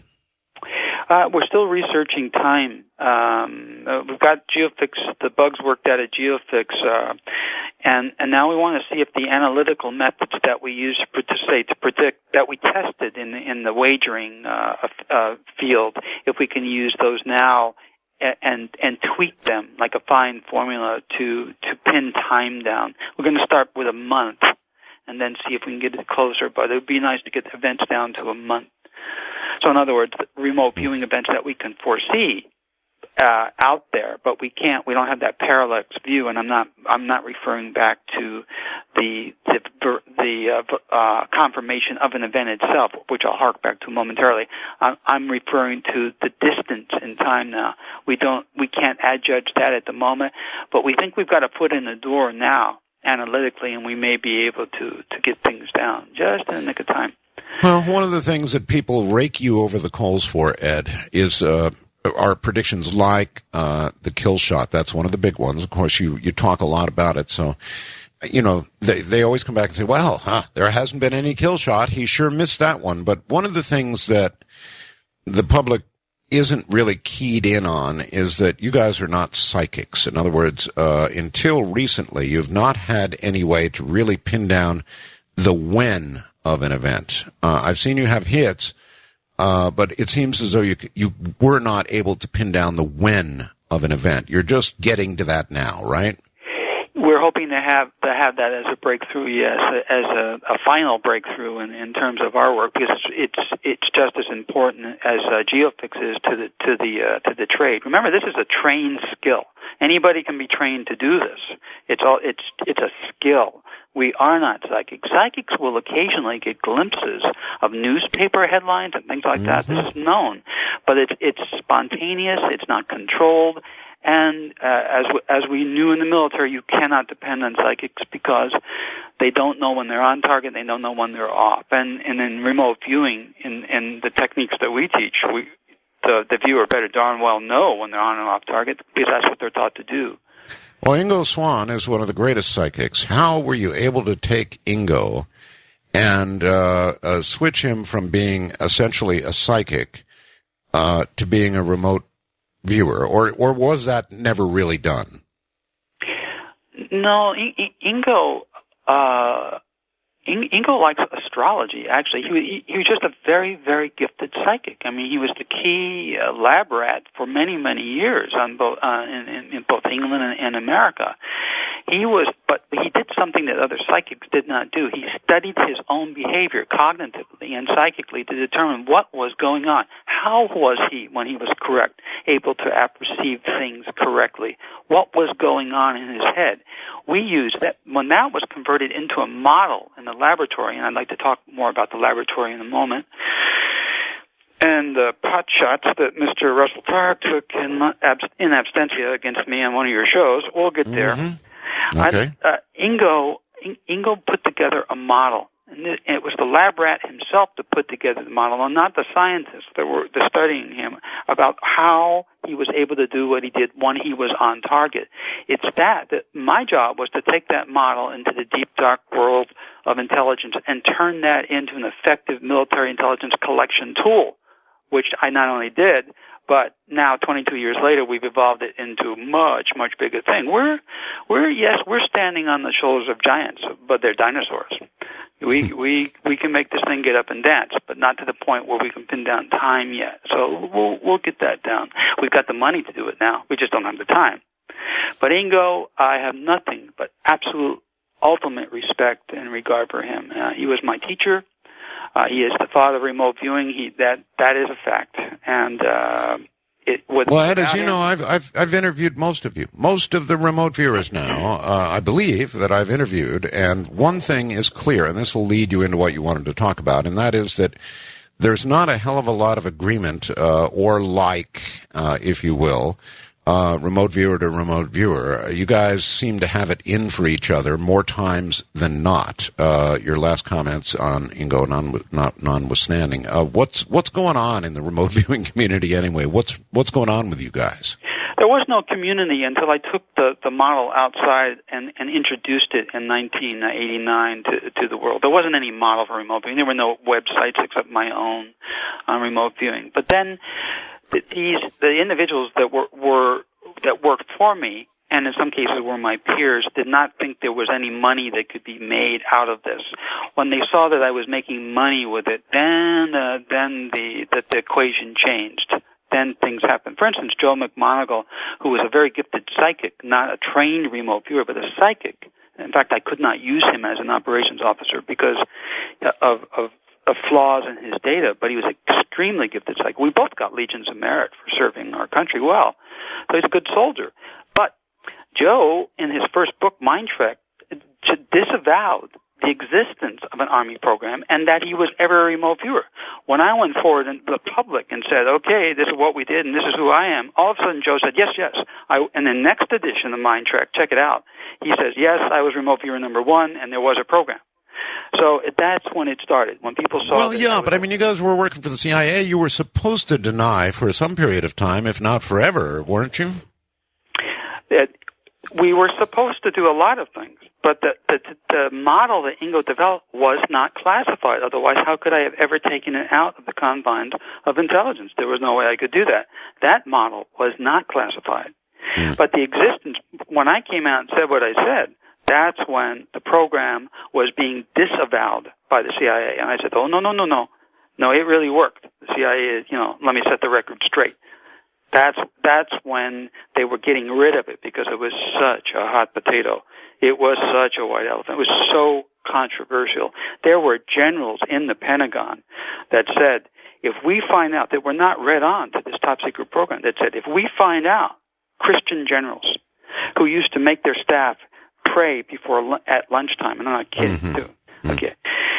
If we find out that the Army or the Department of Defense is doing something like this, we will shut it down because it's of the occult and that kind of stuff like that. Mm-hmm. And all right, well, you're right. There were some comments made recently on the program about you. You want to respond to them? Oh, yes. This is Mr. Russell Targ, Dr. Russell Targ, who was one of the founders, the co-founders of the original remote viewing laboratory at Stanford Research Institute, at SRI International now. And the first thing I would like to say is that, don't make the mistake of saying you have 20 years of experience when all you have is 1 year repeated 20 times, because these folks are doing the same experiments over and over again, to wit, validating the existence of remote viewing abilities, psi phenomena, over and over and over again, while we've been out on the streets and trenches putting it to use, learning a whole bunch of stuff. Even the idea that you could use what was called coordinate remote viewing and turn that into something that could be used to solve problems, what was called in the business of topical search, is unknown to Russell Targ. He doesn't know how to do it. He doesn't know how to task mind or focus consciousness with solving a problem. There's no way they can do anything close to what my team can do. Well, if I recall correctly, Russell... He's run into my students. They're very good remote viewers, he says. Right. He says remote viewing is easy to teach. Well, they're very good remote viewing because they're availing themselves of the best training system in the world. And the best. All right. Well, didn't he say something, Ed, like that you were, in fact, a very good remote viewing teacher, but not much of a remote viewer, or something like that? He said that everybody says I'm a good teacher. And they know I'm a good teacher. I know it, too. Okay. Now that's ego talking and arrogance. And remember now, for all you new students, you can have ego and arrogance, but make sure when you put your pen on that paper that that's out, because the remote viewing process itself is purely objective and robotic. That's the only way we can keep the information clean. But perhaps Russell feels... Well, maybe Russell feels, after listening to you on the program, and after all, you can hear some arrogance in what you say. Maybe he feels an ego of that apparent size cannot be suppressed, even in the best of times when you attempt to remote view. Oh, you have to. It reminds me of analogously of intent and attention. For instance, psychics say, well, it's all about intent. What's your intent? That's how we get the information. In our business, in focused consciousness business, your intent is what selects the target or the problem to be solved. But it's total focused consciousness that gets you the stuff. In a similar vein, if your ego is present in a session, it overlays and discolors all of the good information. It's got to go out. But you can strap the ego back on at the end of the session. That's okay. Even athletes, this is a skill. Everybody that is top of the line, top guns in any skill knows this. They can be arrogant, but once you're on that ski slope or out on the skating rink and all of that, it's your autonomic nervous system and you're training. I don't care if you're a martial artist or what. You train to fight and you can't stop and think. This is not a thinking process. No thinking allowed. All right. Well, you've already told us, Ed, how you feel about yourself as a teacher. You think you're a damn good teacher. And frankly, most of the other remote viewers absolutely agree with you. How do you rate yourself as a remote viewer? I surely would not put myself up there with, let's say, let me give you an example. Paul Smith is 20 years behind the power curve in terms of technology, remote viewing technology. But when Paul worked with me and for me, and Mel Riley worked with me and for me, I think both of them are better remote viewers than I am. Okay. And I think you interviewed at least one of those. Oh, I interviewed Paul. Mm-hmm. But they don't know how to operate now. They're driving a Model T or Model A, where everybody else is driving a Porsche. And they're really good drivers with that Model A, but they're 20 or 30 years behind the power curve in terms of being able to apply driving skills to the road. All right, hold the Porsche thing for just a moment. I'm Art Bell. This is Coast to Coast AM. Now that is indeed Crystal, no question about it. That's a bit of a different recording session than the one I normally play, but that certainly is Crystal. No doubt about that. What a fine lady she is. I don't know. I'm obviously not going to ask, but I would love to have a new closing song done by Crystal, but that's a lot to ask, so I am not officially asking for it. And who knows, one day perhaps I'll be back in the high desert and we can use that one anyway. You just never know about life, do you? I'm Art Bell. My guest is Major Ed Dames, a remote viewing teacher and also a remote viewer who actually now admits that he's perhaps not the premier remote viewer, but certainly is the premier remote viewing teacher. There's no question about that. And that is exactly what he does. He teaches. And if you want to learn how to remote view, I'm sure that Ed has a way for you to do that. We'll ask about that in a moment. All right. Margot of Las Cruces, New Mexico, wants Ed to stick to what Ed does best. She says, Art, the earth changes are rapidly enveloping us. This may be the last time we get to hear Ed. Please keep to the doomy topics, as in doom. Please push for all the upcoming doomy events for all of us future algae-eating cave dwellers. Ed? You know, you got to retire sometime. I mean, I'm obligated to a certain degree to do some things, but there's a point that's reached where I'm telling you there's a confluence of events that's right around the corner.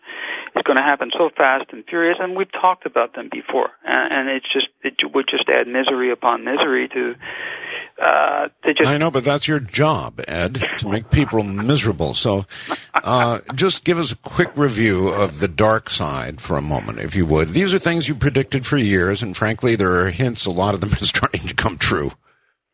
The two big ones are disease and solar flares.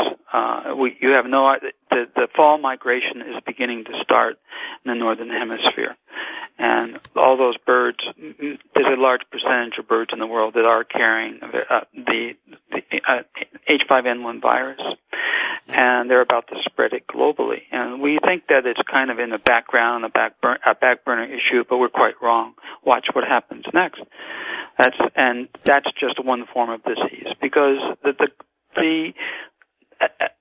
our immune systems are being suppressed by the environment, and disease is going to run rampant like you've never seen before. And I don't mean just flu. So disease is going to be a very, very serious issue, and we're going to get caught by it too in the northern hemisphere, but not quite as much as in the south. But bird flu will catch everybody. And the solar flares, what I've called the kill shot, is a series of extremely damaging solar flares that will start very, very soon. And one of the things they will do minimally is dry up the heat. Heating the Earth's atmosphere will start to desiccate wide areas of fresh water. Fresh water will dry up, glaciers will melt. That's a big problem because you need water. Food is, you can survive without food for longer than you can without water, but water wars will begin. Yeah. Those two issues alone are enough to keep people busy and to avoid a Mad Max scenario. Because many people are going to be in a position when all of a sudden food's cut off to cities, and there's only about a 3-day food supply in most cities, to have to defend your home. Are you prepared to kill marauders? Are you prepared to kill a marauder? How about you New Age folks? Are you prepared to put a bullet or a knife in a marauder who's trying to not only take your food, but perhaps rape your daughters and hurt your family?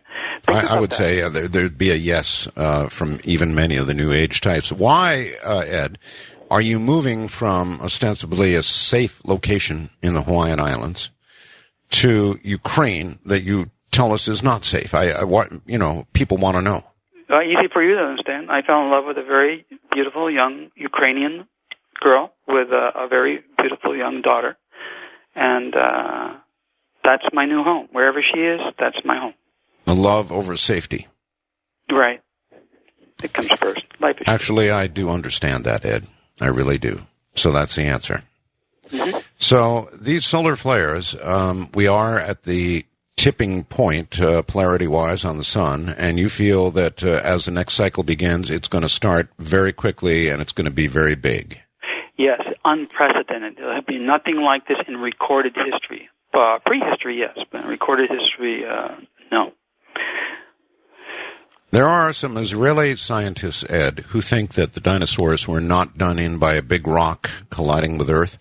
They think the dinosaurs were done in by a gigantic solar flare, radiation actually from the sun, which makes a lot more sense to me than the traditional story. That might be something you might want to take a look at. It was something from a star, whether it was a gamma ray burster from the distant part of the galaxy or our sun, I am not sure. How long do we have Ed? I guess that's the question you really just can't answer yet. The answer is not long, but I mean, is it a few years yet, or I think so. I think we have maybe 6 or 7, maybe a decade if we stretch it. Some of us.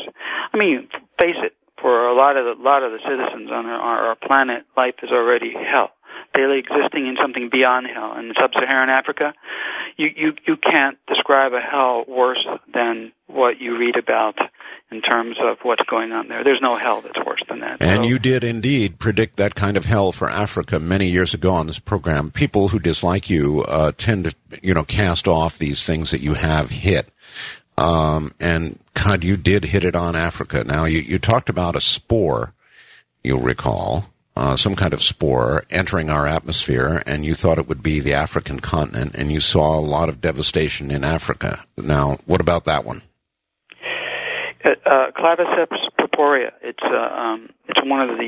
probably one of the 27 rust fungi that will mutate, and that has already started to mutate. So you've got the let's call it an immune system, at least physiologically speaking, of plants, especially grasses, is going to be suppressed by mutant genes. Thanks to a few companies, and now they're going to get hit by a rust that's a super rust, and they're not going to be able to survive. Grasses are going to go, and rice is a grass, wheat is a grass, corn. That's a lot of food. All right, and so we do have perhaps as long as 6 to 10 years before the very worst of it begins to occur. Is all life on Earth eventually, or within a decade or so, going to be gone? No. I think the old biblical scenario, 2/3 of the fishes in the sea, 2/3 of people, that's probably closer to what we're perceiving in ballpark figures. 2/3. 2/3 of the current humanity, population. Seas, plants, trees, yeah. And this bird flu business, I've been very, very, very concerned about the bird flu myself. You're suggesting to us that there is an infection rate out there that we just have no idea about, and it's going to begin hitting all at once. Does this mean that the H5N1 virus is going to mutate in a way that makes it, in a flu-like manner, communicable to humans? Well, it already is, to some respect, but that will get worse. In fact, one mistake I made, Dr. Walter Lee, my friend in Hong Kong, who I would like to introduce you to, he is the president of the Rotary Club. I said Chamber of Commerce. He is the owner of the largest private hospital in Asia, an incredibly beautiful a hospital. I call it, it's like UCLA Medical Center with a soul. It's beautiful. And he will tell you all about, in private, how dangerous the bird flu is. Really? Mm-hmm. I'll look forward to that meeting. If you really can set that up, he's in Hong Kong? Yes, he's in Hong Kong. He's president of the Rotary Club and the owner of the largest private hospital in Asia. Beautiful hospital. Okay. Well, we're about an hour and a half hop from Hong Kong. As I mentioned, I'm going to take it here in the next few weeks. So. And he's one of your fans, too. Oh, really? Yes. All right. Well, that should make it easy then. I'd very much like to have the inside story on that virus, because I have the kind of concerns that you're expressing about it also, Ed. And a lot of very reputable scientists have come out with tremendous concerns. It's just sort of it's kind of lately moved into the background. Some of the early predictions of the mutation of the virus did not come true, but you're saying, hold on, they're about to. Yeah, there's a delayed reaction there, and what you're not hearing from from some of the insiders who do know how dangerous the situation is, but our news outlets squelch their opinions and analyses. No, so you're not getting the scoop. We don't have to do that here. No. We can just lay it out the way you see it. Everybody with the understanding that you are listening to a remote viewer. Well, you're going to start by seeing lime pits in North America pretty soon, where we're going to have to start culling lots and lots, millions and millions of birds. Those will go into lime pits. That's how it will start. Well, now you're living up to your name, all right. Ed, when do you actually move back to Ukraine? What's the timetable for that? How soon? In the next, for the rest of the year, I'll be in Ukraine most of the time, and then I'm moving permanently January, February. I'll only be stateside a little bit. I have two workshops. These are, my marketers don't want me to say this, but I feel that I have to say it. These are my last two in-person workshops in Las Vegas, basic and advanced workshops. And I'll only be teaching subsequently on the Internet at my DVD training site from that point on. All right. Are the workshops already full, or do you want to promote them? I mean, you are a very good remote viewing teacher, whatever anybody else thinks about anything else you say. You are a good teacher. So are they full, or are there still spots left, or what? Each is about half full, but each is that will change quickly, and usually does. One's September this month, the 23rd and the 24th is the basic. In October, the 21st and the 22nd. That weekend is the advanced, and those are both in Las Vegas. If someone is if they're interested in them, the links to my websites are on Lex Lonehood put them on your homepage, and or you can go right to learnrv.com if you want. There's a toll-free number if you want to sign up for the workshops as well. Yeah, go ahead. What is it? To either order my Learn RV DVDs or to sign up for the workshops, it's 1-866-607-8439. Okay. Let me give that again. That's toll-free 866-607-8439. Is that correct? That's correct. All right. If somebody is a neophyte, knows nothing about remote viewing, can they come to the beginning session and walk away with some ability to remote view? Absolutely. Yeah. That's what we do. That's what we do. How much of an advantage, or is it a disadvantage, does somebody with some kind of psychic ability have? It is usually as much an advantage and disadvantage as someone, let's say, who is a martial artist in one style. Remember, this is a skill. This is a learned skill, and then tries to adapt to another one. Some people can do that fairly quickly, but it's difficult because your autonomic nervous system in this example is tuned to react in a certain way, and now you're being asked to do something else, generally speaking.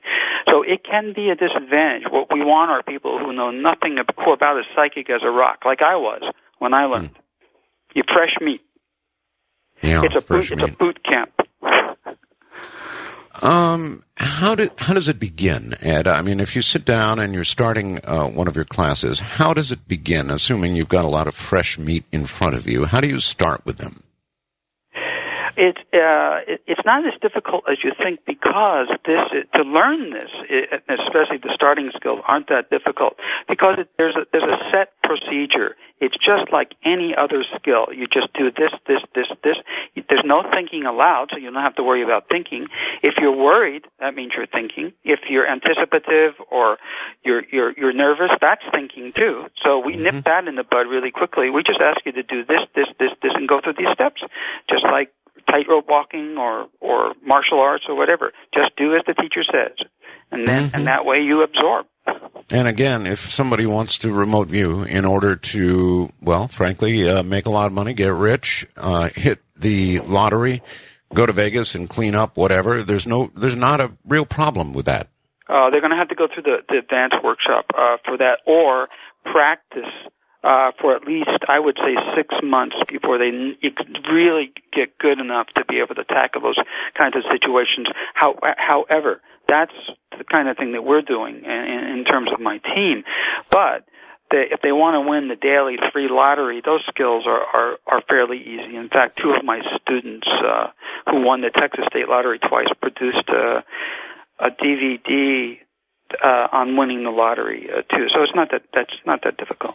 No kidding. And again, you've got winning lottery tickets posted, and you're just about to post the results of the Las Vegas betting on your website as well, right? Yeah, we're about to post anywhere from 20 to 70,000 worth, and we'll keep putting them up there just to rub it in. Just to demonstrate that. This is a big thing after 22 years. We had some big breakthroughs lately. All of a sudden, I'm glad I didn't retire.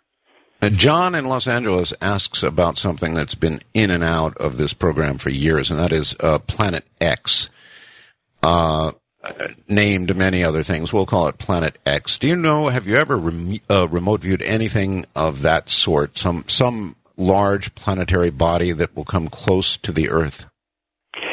There does seem to be something that causes the most amount of solar flare, and in terms of some type of an electric or a gravitational reaction, something that we have said that might be what has been termed Planet X. I talk about this in the DVD called The Kill Shot, that there does appear to be, as far as our team is concerned, a passing space body, we don't call it Nibiru or Planet X, that causes the sun to really go crazy and produce the most deadly of solar flares. And not being a scientist or a geophysicist or a solar physicist, I don't understand the dynamics and the physics behind this, but we demonstrate what we're seeing. We're observers. We're trained observers.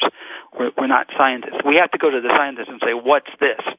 Or to the doctor when we diagnose a disease and say, what's this? And the doctor will say, well, we need more information about this. So we say, we'll be back. And we go another 45 minutes and come back with the additional information. Then the specialist tells us what we've got as observers. Mm-hmm. Jerry in Brewer, Maine comments that you have a terrible telephone. You do. It pops, it hisses, it's just terrible. When you go to Ukraine, leave it in the States. Okay, roger that. We'll go. Hopefully, we'll get to do an interview with you from Ukraine. You obviously will continue remote viewing, even in Ukraine, right? Correct, yes. As much as I can. Mm-hmm. Well, I've already started, actually, because I had that problem in my village where everybody's breaking out with a skin rash and thinking that it's something in the air like pollen or whatever, and it's not. It's the water. They're showering with water that's got some nasty things in it. Mm-hmm. Well, maybe just a simple test of the water might be in order. Who knows? Yeah, that will be the first thing I do, yes. As a matter of fact, for yourself, be very careful of that. Something we also have to be aware of here where I am. So, all right, Ed, coming up after the break, we're going to take some calls. And as I said, I love it when people ask you to take on this or that. And, eventually something that is suggested is going to hit your fancy, and you're going to take it on. Are you up for that? Well, I'm up for that, but keep in mind now, I'm in transition like you are, and you know how long it takes to move. Also, I'm getting married, and it's like right out of my big fat Greek wedding, 300 villagers at a wedding with a guy that doesn't speak Russian. That's going to be a trip, and then it's setting up a household. So I'll be out of the net for a while. I will take on locating you and tracking you down like the dog that you are, finding where you live. We'll do that. That's fun. But I will take other challenges, but we'll have to put them on the back burner. My team likes to do this. So.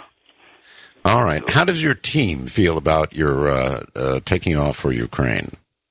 I think they're pretty happy for me. We're pretty close. They've all got mates, and I was a workaholic, all nighter, and free diver. Okay, listen, we got to hold it there. We'll be right back. Phone lines coming open for Ed Dames in a moment. I'm Art Bell. This is Coast to Coast AM. From Manila, Philippines. Indeed, good morning, good afternoon, good evening, wherever you are in the world, everybody. I am Art Bell. I got into a talk the other night with my wife, Erin. I call her Erin. It's actually Irene, but Erin, A-I-R-Y-N-'s seems like Erin to me, and I think it's a sweet name, so I call her Erin. And we got talking about a creature that is very famous, apparently, here in the Philippines, and it's called aswang. Aswang, is that correct? Is it aswang? Yes, it is aswang. Aswang. Okay, aswang. All right. Aswang is a creature, and the reason I'm doing this is I want Ed Dames to take a look at this creature for me. But believe me, we got into a talk about this creature, and Erin said that she absolutely maintains this thing is completely real. You're sure this is real, right? Yeah, I'm sure. Especially I am a province girl. We do believe we can really hear. All right. So one night, this Aswang attacked your house. This was from some. The people are Aswang also. Is that right? Yeah, they are people in the morning, but at night they become some creature. I don't know what really their face, but we do believe they are real because we can. All of us know many people heard, and also some of our neighbors see. So some of your neighbors have actually seen this Aswang. Yeah, the real one, but I don't know if I believe because I don't see one. But you heard one banging, right, on your roof. Is that correct? Yeah. Okay, so this is a big deal in the Philippines. I said, no. This is just some kind of myth, right? And you said what? I said it's just a myth. It's just some sort of superstition, right? Yeah. And you said and you said what? I said it's true. It's true. Absolutely true. So, okay, thanks, hon. I want Ed to work on this. So, when we get back with Ed in a moment, we'll ask him about this thing called an aswang. It's very serious here in the Philippines. Really very serious in the Philippines. So, when we get back in a moment, we'll ask Ed Dames to look into what in the Philippines here is called aswang. So, Ed Dames, welcome back to the program. Thank you. There is indeed a creature here that they call aswang, and it is apparently a person, Ed, that can convert themselves into some kind of creature, I guess generally at night. But when I say that this is believed here, I don't mean it's just sort of a ha-ha. The aswang thing is, a myth or I don't know, an old myth like a ghost story in the U.S. or the Bell Witch or something like that. I mean, when I say this is strongly believed here, we had a couple of hours of conversation about this, and it's not just a strong belief. It's so ingrained and so real that I want to know what it is. So I wonder if you'd be willing to take this aswang thing on as a concept and tell me what you find. It sounds like the equivalent of the Navajo shapeshifter. So, yes, of course I would. Those things are always enticing. That's part of the fun of being a remote viewer, rather than looking for bodies, above or below ground or underwater. The way we pursue something like this, and my students know this. This is called a topical search, where we're not quite sure what the question is. So we grab a reference to in this case, perhaps an English transliteration of the word, a good one, and we attack the problem with about 6 remote viewing probes, 6 separate remote viewing sessions, and we see if there's any common denominator between in and amongst the 6 sessions. If there is, we tend to focus on that.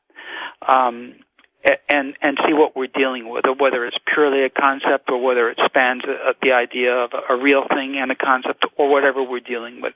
So I'd be glad to tackle it. I can do that myself. Well, without the team. She was so utterly, I mean, we talked about this for a couple of hours, and she was so completely adamant about it that I really do want to know about it, and so I figure you're the guy to ask. All right, we've got 1 million phone calls waiting for you, and as usual, I cannot guarantee it will be friend or foe.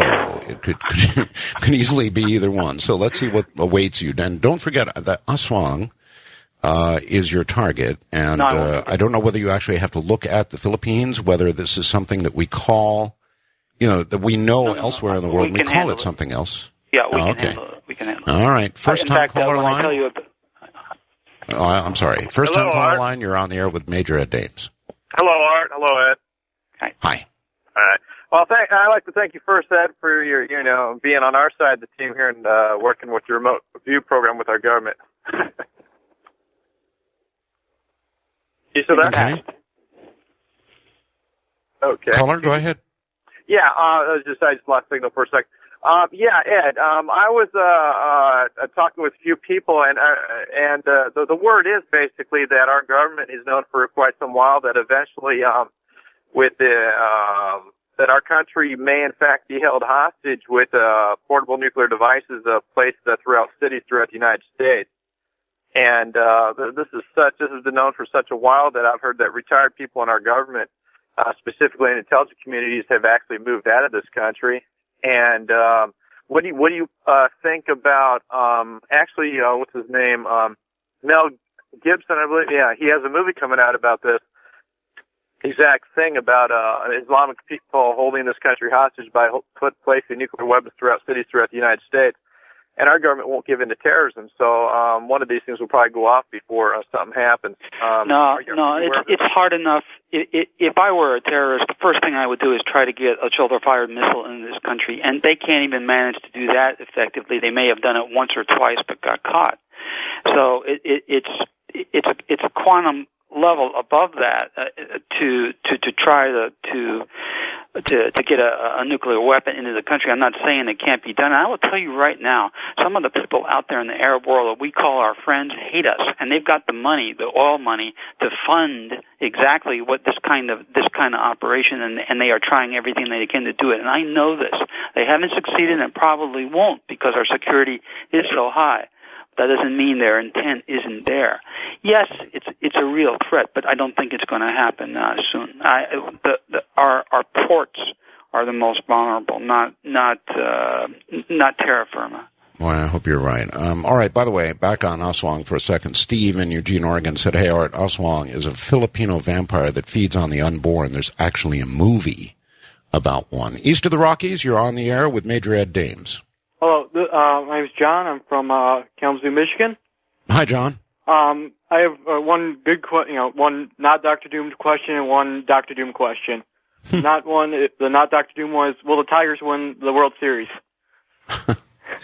Ed is not going to be able to answer that because unless he specifically remote views something everybody needs to know about remote viewing. It's not, it's not a psychic thing. So I have to make a technical statement here. What in our operation, what we do is we remote view each game. So I would never take on whether they would win the World Series or not, too, because World Series is too much of a topic. We go game by game.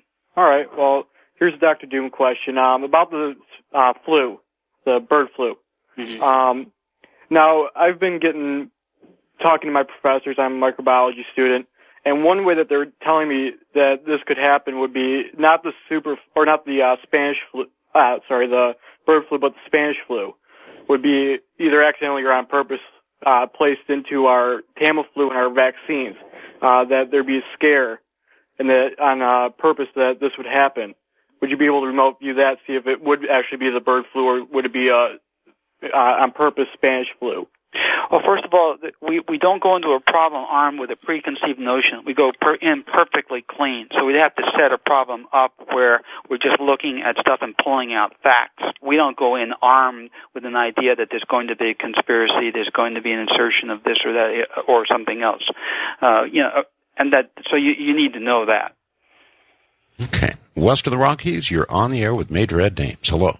How are you doing, Art? And good evening there, Ed. This is Suleiman, the World Event Psychic. I'm calling you from Vancouver, British Columbia, Canada. And I spoke with Ed about a year ago when he was on your show, Art, when you were still in the States. And I had made some predictions then, and one third of that prediction has taken place, and that was the scenario in the Middle East. And I wanted to let Ed know that I had access to one of his tapes, and it has enhanced my psychic abilities to where on May the 10th I had contacted Kofi Annan at the United Nations predicting the scenario in the Middle East. And I wanted to let Ed know that his statements about North Korea and the Korean Peninsula is absolutely correct. It's the same vision that I had there in terms of a nuclear weapon being detonated on the Korean Peninsula. However, I did see China use Taiwan as a tool to get the United States involved in a war. Also, I wanted to ask Ed, I see Pakistan and India involved in a nuclear war where Pakistan is going to initiate a nuclear attack, sneak attack against Pakistan along the Kashmir border. The other thing that I wanted to say to you, Ed, is that have you ever heard of an organization called the Committee at Residence that is much more powerful than Majestic 12? And the last thing I want to say, I think you're making a mistake. One at a time. We'll never keep track of all this. Have you heard of that, Ed? I'm sorry? Have you heard of that committee? I haven't heard that name, but I am apprised of an organization that is indeed very powerful. Okay, last caller, or last questioning caller? Oh, yeah. Ed, I think you should stay in the United States or come into Canada. I don't think that your trip to Ukraine is going to be a positive one for you and your family. Thank you. Okay. There you are. Of course, a lot of people served me up warnings before I left the U.S. as well. And, I have to mention one thing, though, about in terms of natural psychics, and I've said this many times before on your show, what I do as a coach is can take a natural psychic and allow them to realize their potential like they've never realized it before or would never without rigorous, standardized training, systematic training. Just like think of me as an NBA coach, NBA scout out there in Harlem, and you see some kid running rings around his peers or his classmates. Come here, son. You take the kid to a training camp, and if they're willing to toe the line and do what you say, they have the potential not only to be a professional, but to be an all-star. Okay. First time caller line, you're on the air with Major Ed Dames. Hello, my name is George. I'm calling from Albany, New York, and I'm signed up for the advanced course with Major Dames, and I wanted to know if he was going to teach the wagering protocols in that course. No, I'll teach the daily 3 protocols, the lottery protocols, and I'll teach you an alternative way to solve the wagering. But right now, the way that we have as a team is a trade secret. Okay, will you be putting out something in the future on that? My marketers want me to, but they're going to have to twist my arm real hard, and it's only going to be after I fill my coffers. Okay. Well, I look forward to seeing you and meeting you in October. That pleasure will be mine. Okay. All right, take care. There's a 2B student. How about that? First time caller line, you're on the air with Major Ed Dames. Hi. Hello. Hello. Hi. I heard that Mr. Ed Dames was the most credible of all the coast-to-coast guests, so it is a real pleasure to speak with you. I was wondering if you had plans to remote view the next presidential election, because I'm 38 years old and every single president has been a Clinton or a Bush, and I was wondering if that was going to keep going on. That's something we would do in the advanced workshop. That would be a fun type project there, because my team and I are too. Other than fun stuff like we've talked about on the show heretofore. Frankly, that is so boring. I think I'd shoot myself before I would take on a project. It's so boring to remote view the next president. But my students like it, so we teach them how to do that. I'd like to know myself. Now we had an election not long ago that was not so boring at all. In fact, it was contested, it was interesting, it was really fast, but it bores you, huh? It bores me to tears. Politics bores me to tears. Yeah, I understand that. General politics certainly bores me to tears, but the last presidential election, my God, it was really was something. Wildcard line, you're on the air with Major Ed Dames. Good morning. Happy Labor Day. Thank you. Hi, this is Ratman from Hoagie Land. Ratman. And I'd like to ask 2 short questions of Major Dames. Mm-hmm. The first one would be, has he encountered any religious prejudices or prescriptions against the teaching of his skills? Oh, I'm sure he has. That now? Or offline? Sure. No, go ahead. Yes, in the military unit, it started in the military unit Catholic officers that I recruited for the program, young Catholic officers. they had because of their catechisms, they had some problems with what they were doing. And on the other hand, Mormons did not. So that's all that I could say about that I know. Second question? Yes. Do you think remote viewing may aid someone in the art of healing?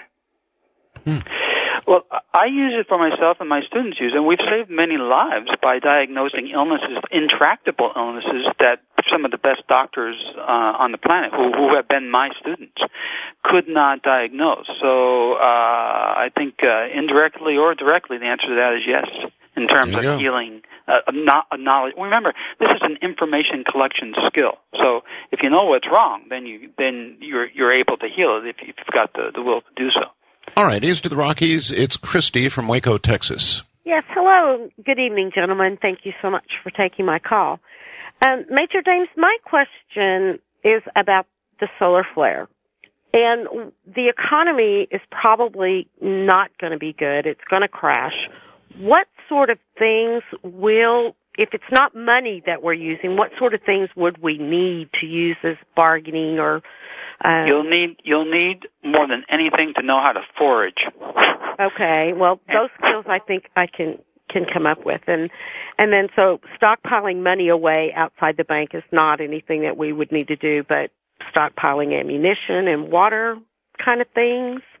Well, and you'll need, if you don't have a garden, and if you have a garden, you'll have to protect it unless you're in a place of like-minded people. But that's going to have to be far away from a city. Pretty far away from a city. I've always heard that if it all hits the fan, gold would be the negotiable bargaining chip. Do you think that would still be true, Ed? When it's too far into the scenario, even gold will not be a bargaining. It's just metal. Yeah, just metal. Food and other things. We've got a very little amount of time. Caller, anything else? Well, one other thing. So if you can't have a garden outdoors, would it be like hydroponics? Would it be indoor potted garden? It would be common sense. Okay. Common sense. Common sense. Being able to hold out for at least 2 weeks or more at any given period of time. With water and food. Mm-hmm. All right. Well, I sure thank you, gentlemen. Thank you so much. You're very welcome, and that's good advice, whether you think solar flares are going to consume the face of the earth or whatever you think, whatever sort of disaster might be coming up. It's very, very good advice to have at least 2 weeks of everything on hand, and water, I would think, would be at the very top of the list. You agree with that, Ed? I agree. Okay, there you go. Hold tight, Ed. We'll be right back and do one more segment. And again, don't forget about Aswang. I'm very, very interested in that. Never have I heard Aaron be so adamant about anything in my whole life. Aswang is... some strange kind of creature, and it's apparently mainly here in the Philippine Islands, which is where I am. See you all back in a moment. This is Coast to Coast AM from Southeast Asia. Once again, here I am. Major Ed Dames is my guest. I call him Dr. Doom for short. And that moniker began back during the program itself, when he began seeing things that weren't exactly things that I don't know if they wanted him to see. Well, that's true. Not things they wanted him to see. They were military targets, that sort of thing. But he began seeing other things, worrisome things, and that has not changed. He still sees them. When we come back, more from you and Major Ed Dames. Once again, Major Ed Dames. Ed, is there anything that you absolutely wanted to get covered on the program that we have missed before I go back to the lines here that are full? I just wanted to say thanks to my agent James. I can't mention his last name, who was conducting the underwater reconnaissance of the Natalie Holloway site, because he really went above and beyond the call. And he's going back again with better equipment. It's a very technically complex operation, and he managed to do it. And George Norrie was sent all the MPEGs, both underwater and above ground, of the area too. But I just wanted to say thanks to James for doing that.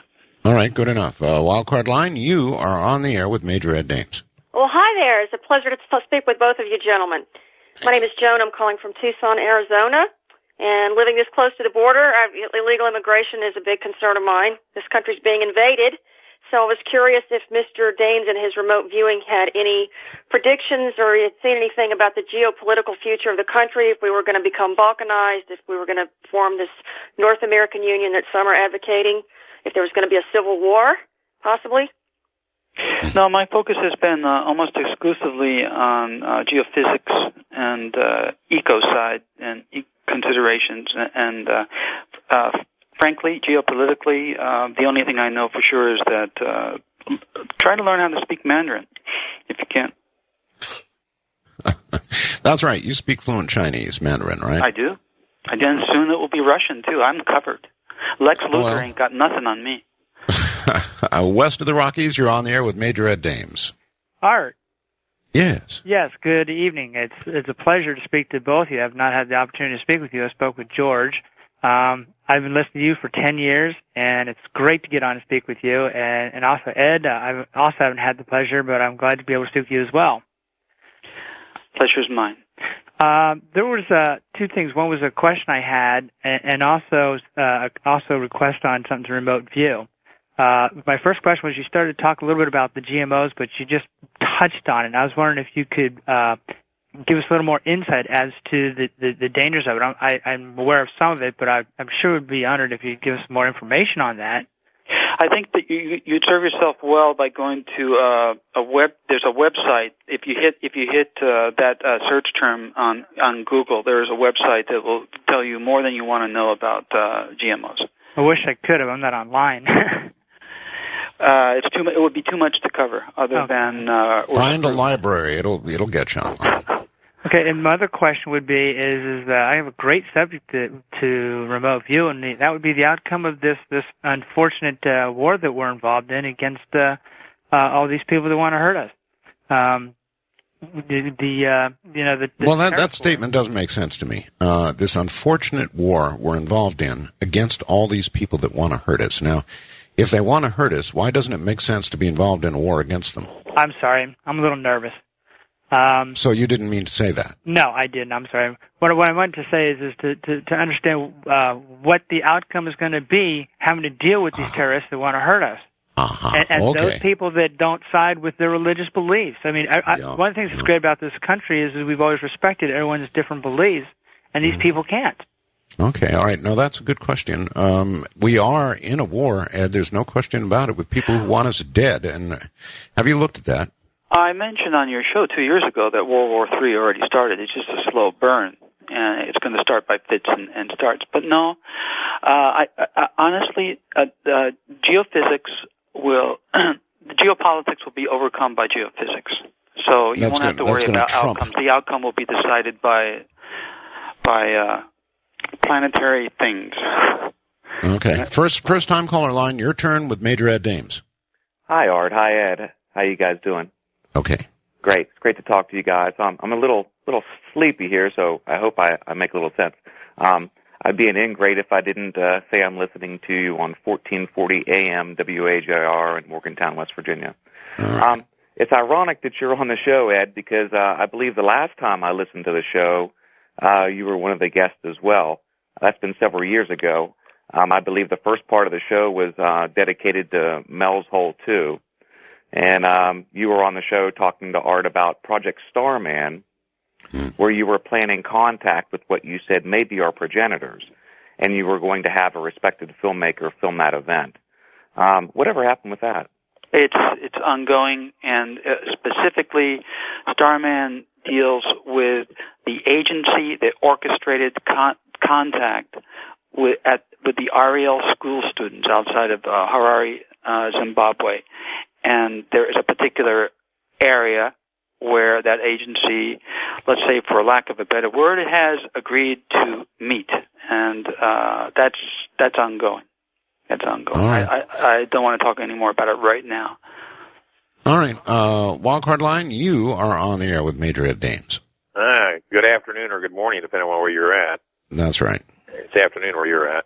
I needed to ask Ed Dames, do I have to go to a workshop, or have you got coursework that I can take that I can't afford to drive all the way out to Las Vegas. No, don't. That's why the DVD. I created a set of DVDs from the workshops, and it's top of the line instruction from the ground up. So check that out either on the web or that toll free number that I gave out earlier. That'll get you going. All right, let me. Now I conduct advanced training for free. There's no charge every day on the internet in my forum at learnrb.com. So once there's no follow-on course, the rest of your instruction is there, and it doesn't cost you anything. All right, and for the record, that toll-free number was 866-607-8439. Is that manned all the time? It's manned and womaned all the time. Okay. Wildcard Line, you're on the air with Major Ed Dames. Hello, sirs. Greetings from Lego in beautiful San Diego. Yes, sir. Holy shmoly, I'm on. I was wondering, with remote viewing, couldn't you have really happened with, see what happened with JFK, or look at crop circles before, or the progress of them, or know what happened to Marilyn Monroe on that fateful night? I mean, wouldn't you hold so many potent answers to so many questions that people have been wondering for forever? Yeah, good question. Yes, and 2 out of the aforementioned have already been reviewed and discussed on the show and in many other places. Yep. Yeah. Life is short. Which 2, and what was the outcome? Marilyn Monroe demise we have not looked at as a team or individuals, but JFK, I did not want to believe that there was a conspiracy. Okay, we lost you for a second. You didn't want to believe there was a conspiracy, but there was? We may have lost Ed. I'm not really sure. Ed, are you there? No, he's apparently not. Okay, we'll check on Ed. In the meantime, east of the Rockies, you're on the air. Yes, I had a question for Ed, if he's going to come back. Well, actually, he's not here at the moment. But what were you going to ask? I wanted to know about the kill shot. What particular events might occur immediately before that, and what would the worst area of the world? Where would be the worst area to be for? All right. Well, let me help you out with at least the first part of the question. I do know something about the cycle of the sun. I watch it very carefully because I'm a ham radio operator. So I can tell you that what you want to watch for are increasingly violent sun flares. Now, there are a number of you can go to the web and you can start looking at some of the pages that monitor the storms that are going on in the sun, how strong they are, all that kind of thing. Let's see, about 2-3 years ago, there was a storm, sir, that was so many times larger than the scientists thought the sun could ever, it flattened the satellite instruments that they had up there to monitor this sort of thing. It was that big.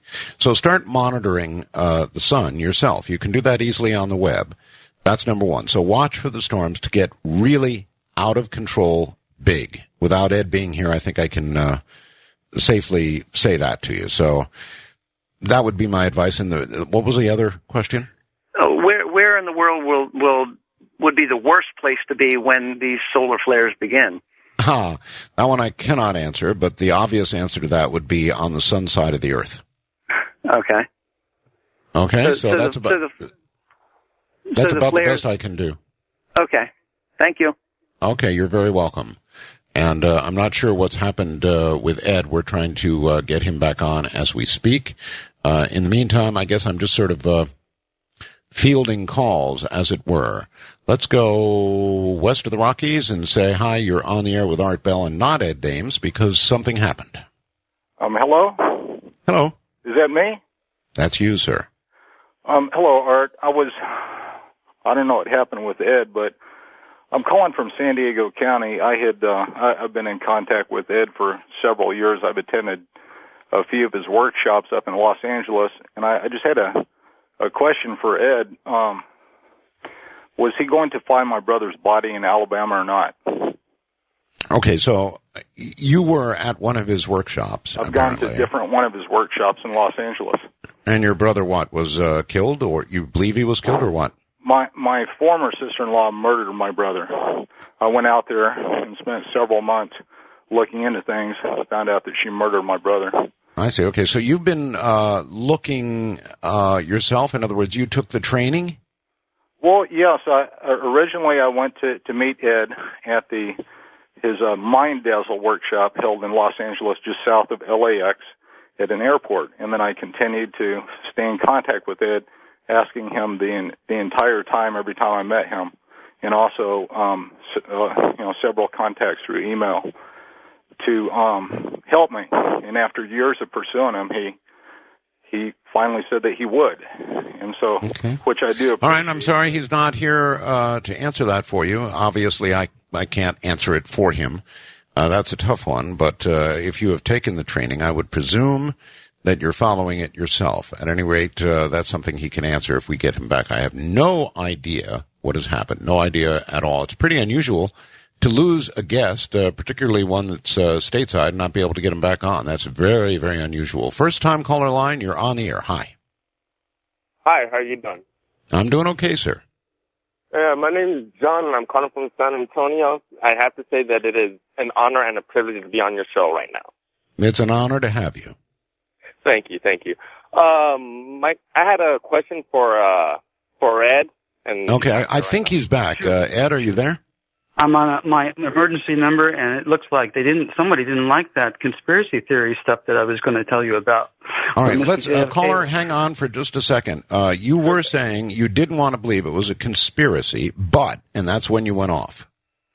JFK was shot through the Adam's apple with a flechette from the front panel of his car, by remote control. That was one of the things that killed him, not just the high velocity round. Okay. And then there was one other. It was JFK, Marilyn Monroe, and one other. Like I said, I'm blonde and I'm getting old, so it's hard to keep track of this stuff. Okay. All right, caller, go ahead. Okay. I am a Christian witch. Believe it or not, there are a few of us that are out there. And my question for Ed was, with me being both Christian and a witch, what are some of the moral and ethical problems that I can encounter if I were to learn some of your skills that you've talked about tonight? None. They would only be your own. I don't teach morals or ethics. I just teach remote viewing. What you do with it and how you view it and how others view you and think about you is not my problem. I teach. That's what I do best. Well, if he's a Christian witch, he's already got enough ethical dilemmas to be dealing with. On the international line, you're on the air with Major Ed Dames. Hi. Hi. Hello. I'm Brad from Toronto, Canada. Mm-hmm. It's good to be on the air with you, too. I just wanted to know what it's like when the information is gathered. Like, is it a trance, or do you visually see the information? If you go to our website, there's video clips and you can watch us work. It's more of ideas that come in a very structured, formatted way. It's totally formatted. It's like collecting pieces of a puzzle, and then in the end we put the pieces back together. We totally do an end run around the thinking, creative mind. Take a look at learnrv.com. All right, so you don't actually visually see the information that you're... We do rarely on some circumstances. In fact, if what we see is a clear, static visual that you can return to in your mind's eye over and over again, we know that's always imagination, as opposed to a dim, fleeting, blurry visual. That's target-related data. All right. Ed, just as a matter of interest, and to describe to you how bad your other telephone is, this emergency cell phone backup is better than what you were on. Oh, okay. That's a good comparison. I'll try to do better in Ukraine. Actually, it is. Well, you probably will do better in Ukraine. First-time caller line, you're on the air with Major Ed Dames. Hello. Hi, how are you? Just fine. I had a question for him. What's the difference between remote viewing and just having a vision of something that actually happens? There's a world of difference between the two, Ed. If the vision is a correct one, if it's actually clairvoyant, the difference is that we avail ourselves of the same psychic function, of the same innate ability, but our tool is very, very structured, extremely systematic, and we hold target contact for 45 minutes to, in the case of professionals, 2 hours. So we hold focused attention and we don't lose our target and we don't overlay it with our own imagination or our own biases. That's the difference. It's not spontaneous. West of the Rockies, your turn with Major Ed Dames. Hi. Hi, Art. Hi, Ed. This is Stephen from Mesa, Arizona. My question for Ed is, why hasn't he accepted the $1 million challenge put forth by James Randi? Art can answer that. It's loaded. Say what? Actually, Art is not going to answer it. You go ahead and answer it yourself, Ed. The less than amazing Randy has loaded that question. It's he biases it. No matter what you do, you lose. That's why, and we know that for sure. And why? We can make $1 million in Las Vegas a whole lot easier and have more fun. Others have referenced things like moving goalposts, that sort of thing. Yes. Yes. Wildcard line, you're on the air with Major Ed Dames. Hi. Hello. Hello. How's it going? All right. Hello? Hello. This is Robert? Right. Yes, Robert. Go ahead. Oh, cool. Sorry. My question was regarding, have you ever remote viewed Mars? When I was a kid, I kind of started doing stuff. I never really knew what to call it. And one day I just had a wild hair and I went to what I thought was Mars, but I felt there was like a life there. It kind of scared me, and I come back and... All right, what a wonderful final question. We're really out of time. He has, in fact, remote viewed Mars. Real quickly, Ed. Things are waking up on Mars. They look like machines, but they're moving and they're underground. And there was an ancient civilization on Mars. We don't know if the machines that are there now, the sentient machines, are part of the ancient civilization or another race. We think they're from another race, somewhere else. Well, buddy, I'll sure say this for you. You are absolutely consistent over the years in what you've said. So, Ed, thank you, as always, for being on the program. If we get to do another one before you leave the States, great. If not, I will talk to you next, I guess, from Ukraine. Well, I have to get your... I'll get together with your producer and send you Dr. Lee's contact information. So you're in Hong Kong, you can, be treated with a red carpet. Take care, buddy. See you later. And for all the rest of you, it has been a fantastic weekend. Thank you all from Manila in the Philippines. I'm Art Bell. Good day, everybody.